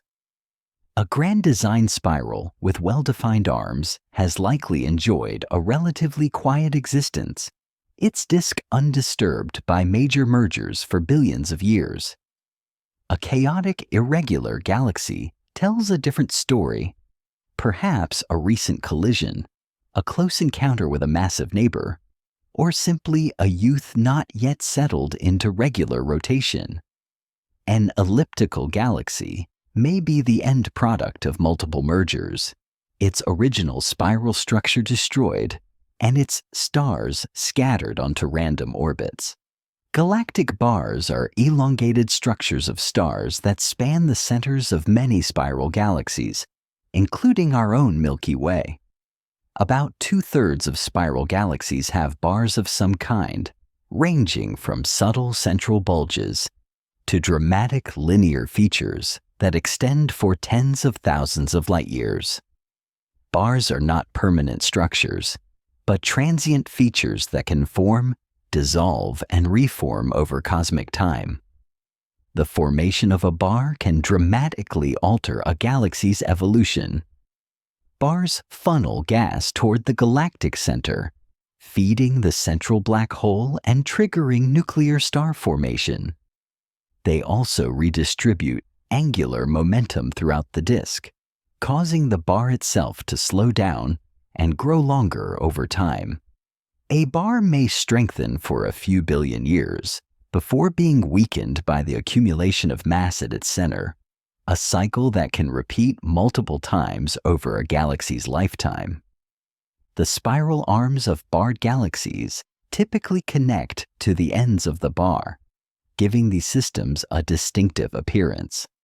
The bar itself rotates more slowly than the surrounding disk, creating resonance points where the gravitational influence of the bar interacts with the orbital motion of stars and gas. These resonances can create ring structures around the bar, trap gas in particular orbits, and sculpt the overall appearance of the galaxy. Warped disks are common among spiral galaxies. Rather than lying in a perfect flat plane, the outer regions of many disks are tilted or bent, like the brim of a hat that has been pushed up on one side. These warps are probably caused by gravitational interactions with satellite galaxies, accretion of misaligned gas, or the torque exerted by a misaligned dark matter halo. The disk of the Milky Way is warped, bending upward on one side and downward on the other as you move outward from the center. This warp may have been caused by the gravitational influence of the Large Magellanic Cloud as it orbits our galaxy. The warp is subtle, and was only discovered through careful mapping of the positions of stars and gas in the outer disk. Some galaxies have multiple disks, oriented at different angles to one another. These counter-rotating or misaligned disks are thought to form when a galaxy accretes gas from a direction different from its original rotation, or when it absorbs a smaller galaxy whose angular momentum was misaligned with the main disk. The resulting structure can persist for billions of years, the two disks passing through each other like interpenetrating ghosts. The interstellar medium contains structures on many scales, from giant molecular clouds spanning hundreds of light years to tiny dense cores where individual stars are about to form. This hierarchy of structure is shaped by turbulence, gravity, magnetic fields, and feedback from stars.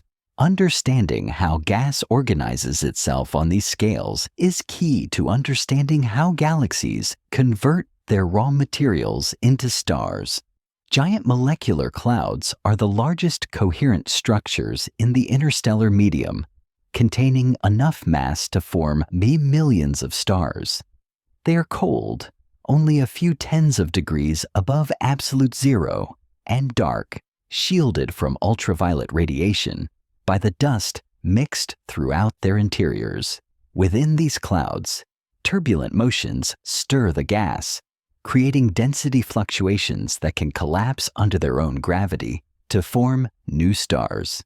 The Orion Molecular Cloud Complex is one of the nearest giant molecular clouds to Earth, lying about 1,300 light-years away, behind the familiar stars of Orion's belt. It spans hundreds of light-years and contains enough mass to form hundreds of thousands of new stars. Within it, regions of active star formation glow with the light of young stars, while other regions remain dark and quiescent, awaiting their turn to ignite. Not all of a molecular cloud's mass becomes stars. Star formation is surprisingly inefficient, with only a few % of a cloud's mass actually forming stars before feedback from young stars disperses the remaining gas. The most massive stars produce intense radiation and powerful winds that blow bubbles in the surrounding medium, eroding their natal clouds from within.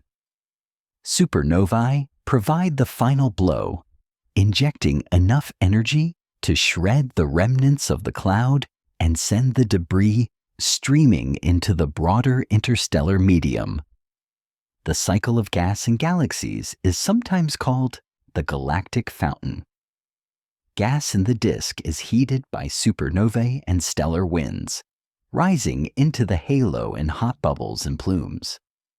As it rises, it cools and eventually falls back onto the disk, replenishing the raw material for future star formation. This circulation may extend tens of thousands of light-years above and below the disk, creating a dynamic atmosphere around the visible galaxy. High-velocity clouds are clumps of gas moving through the halo at speeds too fast to be explained by simple rotation. Some are debris from past interactions with satellite galaxies, stripped material that is still falling back onto the Milky Way. Others may be condensations in the hot halo gas, cooling and falling toward the disk. A few may be primordial clouds of gas that have never been part of any galaxy, falling in from the intergalactic medium for the first time. The gas content of galaxies varies enormously. Some galaxies are gas-rich, with neutral hydrogen extending far beyond their visible disks, waiting to be converted into stars over the coming billions of years. Others are gas-poor, their star-forming material exhausted or stripped away, leaving them to fade quietly as their existing stars age and die. The transition from gas-rich to gas-poor is one of the defining transformations in a galaxy's life. Hydrogen is the most abundant element in the universe, and neutral hydrogen gas is the primary reservoir of star-forming material in most galaxies. This gas can be mapped using radio telescopes tuned to the 21-centimeter wavelength emitted when the spin of a hydrogen atom's electron flips relative to its proton.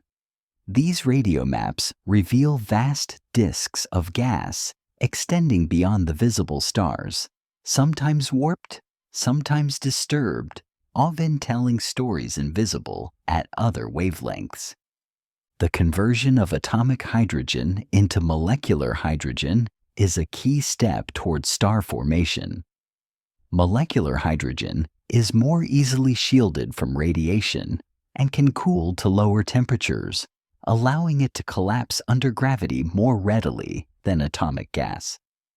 But molecular hydrogen is difficult to observe directly, so astronomers typically trace it using carbon monoxide, a proxy molecule that emits more readily at radio wavelengths. Star formation follows a relationship known as the Kennicutt-Schmidt law.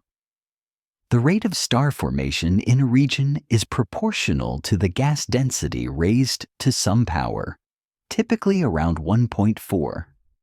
This empirical relationship holds across a wide range of conditions, from the quiet outskirts of spiral disks to the dense hearts of starburst galaxies. It suggests that the physics of star formation, while complex in detail, follows simple scaling relationships on large scales. The initial mass function describes the distribution of masses among newly formed stars. In most star-forming regions, many more low-mass stars are produced than high-mass stars, following a power law distribution. This means that for every massive blue star formed, dozens or hundreds of small red dwarfs are born alongside it. The reasons for this distribution are not fully understood, but it appears to be remarkably universal, applying to star formation across a wide range of conditions and cosmic times. Massive stars, though rare, dominate the visible appearance of star-forming regions. Their intense ultraviolet radiation ionizes surrounding gas, creating glowing nebulas that can be seen across millions of light years. Their powerful winds sculpt the interstellar medium, carving bubbles and triggering new waves of star formation. And their explosive deaths as supernovae inject energy and heavy elements into the galaxy, influencing the next generation of star formation. Low-mass stars, though individually faint, dominate the total stellar mass of galaxies. Red dwarfs, the most common type of star, will burn for trillions of years, far longer than the current age of the universe.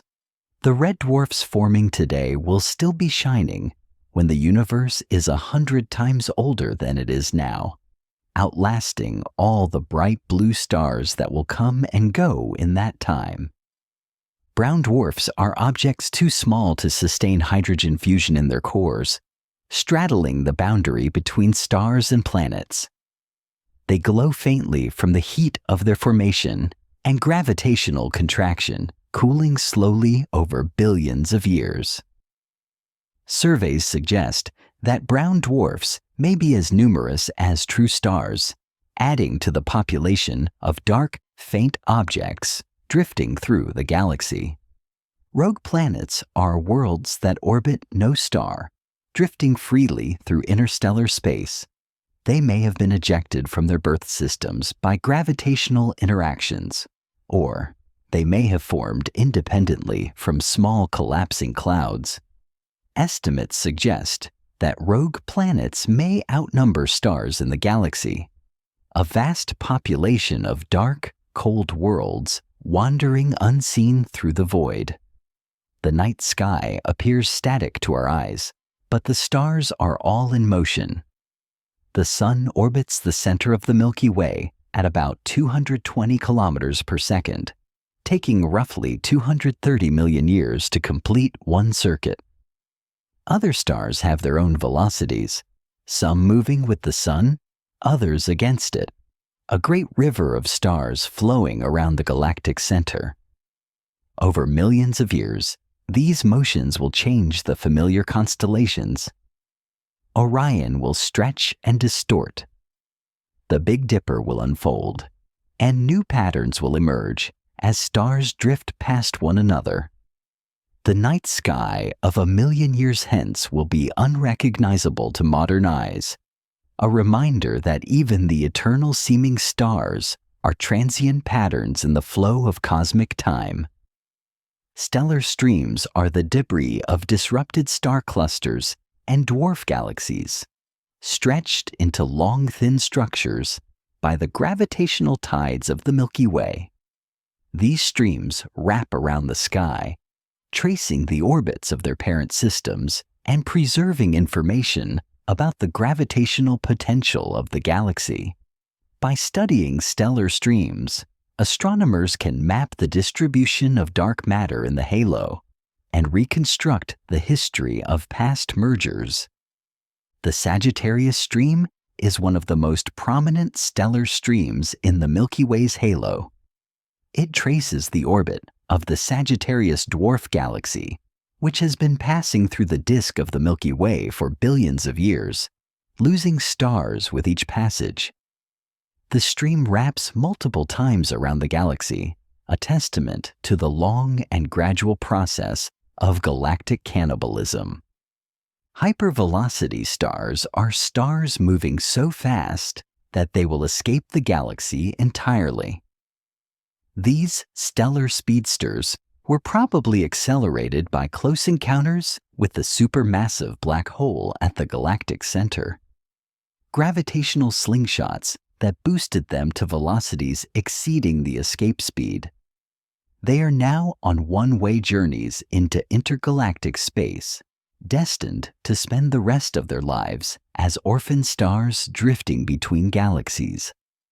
Some stars have been found in truly unexpected places, far above or below the galactic disk, in the sparse outskirts of the halo, even in the intergalactic void. These may be runaways from the disk, ejected by supernova kicks or gravitational encounters. Others may be the scattered remnants of disrupted satellite galaxies, debris from long-ago mergers now drifting alone through the dark. The metallicity of stars provides clues to their origins. Stars born in the disk of the Milky Way tend to have relatively high metallicities, enriched by billions of years of stellar evolution. Stars in the halo tend to be more metal-poor, relics of an earlier era before much chemical enrichment had occurred. And stars with unusual metallicity patterns may have been born in dwarf galaxies with different chemical histories, later incorporated into the Milky Way through mergers. Chemical tagging is a technique that uses the detailed chemical abundances of stars to identify siblings, stars that formed from the same molecular cloud and share the same chemical fingerprint. By finding groups of stars with identical compositions scattered throughout the galaxy, astronomers can reconstruct the history of star formation and mixing in the Milky Way, tracing stellar families across tens of thousands of light years. The ages of stars can be estimated from their positions on diagrams of brightness versus temperature. Young stars appear in certain regions of these diagrams, old stars in others, allowing astronomers to construct chronological maps of stellar populations. The oldest stars in the Milky Way are about 13 billion years old, formed in the first billion years of cosmic history, before the disk had fully assembled. Stellar archaeology uses the oldest stars as probes of the early universe. These ancient survivors preserve in their atmospheres the chemical composition of the gas from which they formed, providing snapshots of conditions before many generations of stars had enriched the cosmos. Some extremely metal-poor stars have abundances that constrain the properties of the first generation of stars, objects that exploded and vanished billions of years ago, but left their fingerprints on the next generation.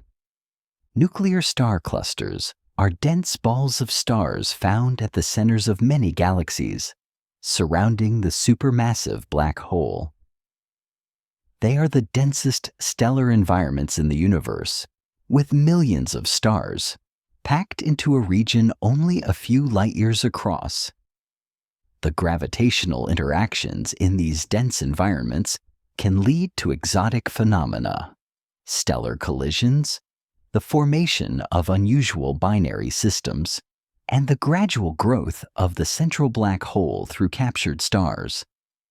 The Milky Way has a nuclear star cluster centered on Sagittarius A star, containing millions of stars in a roughly spherical distribution. Some of these stars orbit so close to the black hole that they complete their orbits in just a few years, providing precision tests of general relativity and confirming the presence of a central massive object. Stellar populations across galaxies follow broad patterns. Disks tend to contain younger, more metal-rich stars with orderly circular orbits. Bulges and halos contain older, more metal-poor stars with more chaotic orbits. These differences reflect the different formation mechanisms and timescales of the various galactic components. The thin disk of the Milky Way is the youngest component, containing the Sun and most of the actively star-forming regions. The thick disk is older and puffier, perhaps heated by ancient mergers or formed from stars born in a more turbulent early era. The bulge and halo are older still, relics of the galaxy's earliest assembly phases. Vertical structure in disk galaxies reveals their histories. A perfectly undisturbed disk would be very thin, but real disks have been puffed up by various heating mechanisms, encounters with satellite galaxies, passage of molecular clouds, interactions with spiral arms. The vertical thickness of the disk encodes the cumulative effects of billions of years of dynamical heating. The Sun lies about 26,000 light-years from the galactic center, embedded in the thin disk about 50 light-years above the midplane. Our position gives us a particular view of the galaxy. Looking toward the center, we see the dense star clouds of the bulge shining through lanes of obscuring dust. Looking away from the center, we see the relatively sparse outer disk and the dark intergalactic void beyond. From Earth, the Milky Way appears as a band of light across the sky. The combined glow of billions of distant stars, too faint to resolve individually. Ancient cultures saw rivers, roads, or paths in this luminous band. We now know it is our edge-on view of the galactic disk, the accumulated light of our cosmic neighborhood compressed into a glowing arc. Dark patches in the Milky Way are not holes, but dense clouds of dust that block the light of more distant stars. The Great Rift, a prominent dark lane running through the summer Milky Way, is one such dust complex, lying a few thousand light-years away and obscuring our view of the more distant disk. Behind these dusty veils, billions of stars shine unseen at visible wavelengths. Infrared observations can pierce through the dust, revealing the hidden structures beyond. The center of the Milky Way, invisible at optical wavelengths due to intervening dust, blazes brightly in the infrared, revealing the dense star clusters and glowing gas of the galactic nucleus. Infrared surveys have mapped the entire galaxy, uncovering structures and populations invisible to optical telescopes. The Milky Way is not alone in space, but is surrounded by a retinue of satellite galaxies, star clusters, and clouds of gas. The local group, our immediate cosmic neighborhood, contains more than 80 known galaxies spread across 10 million light-years. Most are tiny dwarf galaxies, but a few are substantial systems in their own right. The Andromeda Galaxy dominates the local group, slightly larger and more massive than the Milky Way. It is visible to the naked eye as a faint smudge in the constellation Andromeda, the most distant object most people can see without optical aid. The light reaching your eyes from Andromeda tonight left that galaxy 2.5 million years ago, when our ancestors were first learning to use stone tools. The Triangulum Galaxy, the third largest member of the local group, is smaller and fainter than Andromeda, but still contains about 40 billion stars. It may be gravitationally bound to Andromeda, orbiting the larger galaxy in a long, slow loop that has carried it around at least once over cosmic time. Beyond the local group, the universe stretches outward in every direction, filled with galaxies as far as our telescopes can see. Galaxy clusters, superclusters, filaments, and voids fill the cosmic volume, arranged in the great cosmic web that gravity has woven over billions of years. And everywhere we look, we see the same basic story. Galaxies forming, evolving, merging, fading, in an endless cosmic dance that has continued since the first stars lit up the darkness. The expansion of the universe carries distant galaxies away from us, and us away from them. Space itself is stretching, with distant regions receding faster than nearby ones. This expansion was discovered nearly a century ago, when Edwin Hubble observed that distant galaxies are redshifted in proportion to their distance, the signature of a universe in motion. The rate of expansion is described by the Hubble constant, currently estimated at around 70 kilometers per second per megaparsec. This means that for every megaparsec of distance, galaxies recede about 70 kilometers per second faster. At the edge of the observable universe, this recession velocity exceeds the speed of light, not because galaxies are moving through space that fast, but because space itself is expanding. Dark energy is the name given to whatever is causing the expansion of the universe to accelerate.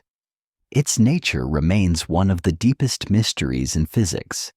It may be a constant energy density filling space, a dynamic field that changes over time, or a sign that our understanding of gravity on cosmic scales is incomplete.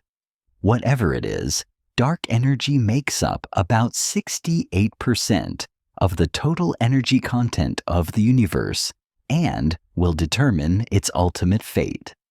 The future of the universe on the longest timescales is shaped by dark energy. If the acceleration continues, the expansion will eventually carry all distant galaxies beyond our horizon, leaving the local group alone in an otherwise empty, observable universe. The cosmic web will thin and fade, and the night sky will grow ever darker as galaxies recede beyond the reach of light. On more immediate timescales, the Milky Way will continue its dance with Andromeda, eventually merging to form a single larger galaxy. Star formation will continue for some billions of years before the supply of gas is exhausted. The sun will expand into a red giant and then shed its outer layers, leaving behind a white dwarf that will cool slowly over trillions of years. Life on Earth, if it still exists, will face the challenges of a changing sun long before the galaxy merger. But life elsewhere, on worlds we have not yet discovered, around stars we have not yet named, may witness the great collision from a safer vantage point, watching as two spiral galaxies become one. And so the story of galaxies continues, a narrative stretching from the first fluctuations in the primordial plasma to the last fading embers of the far future. It is a story written in light and gravity, in the lives and deaths of stars, in the slow accumulation of structure, and the eventual dissipation of that structure into the cold void. Tonight, as you drift towards sleep, you are part of that story. Your atoms were forged in the hearts of ancient stars and scattered across the galaxy by their deaths.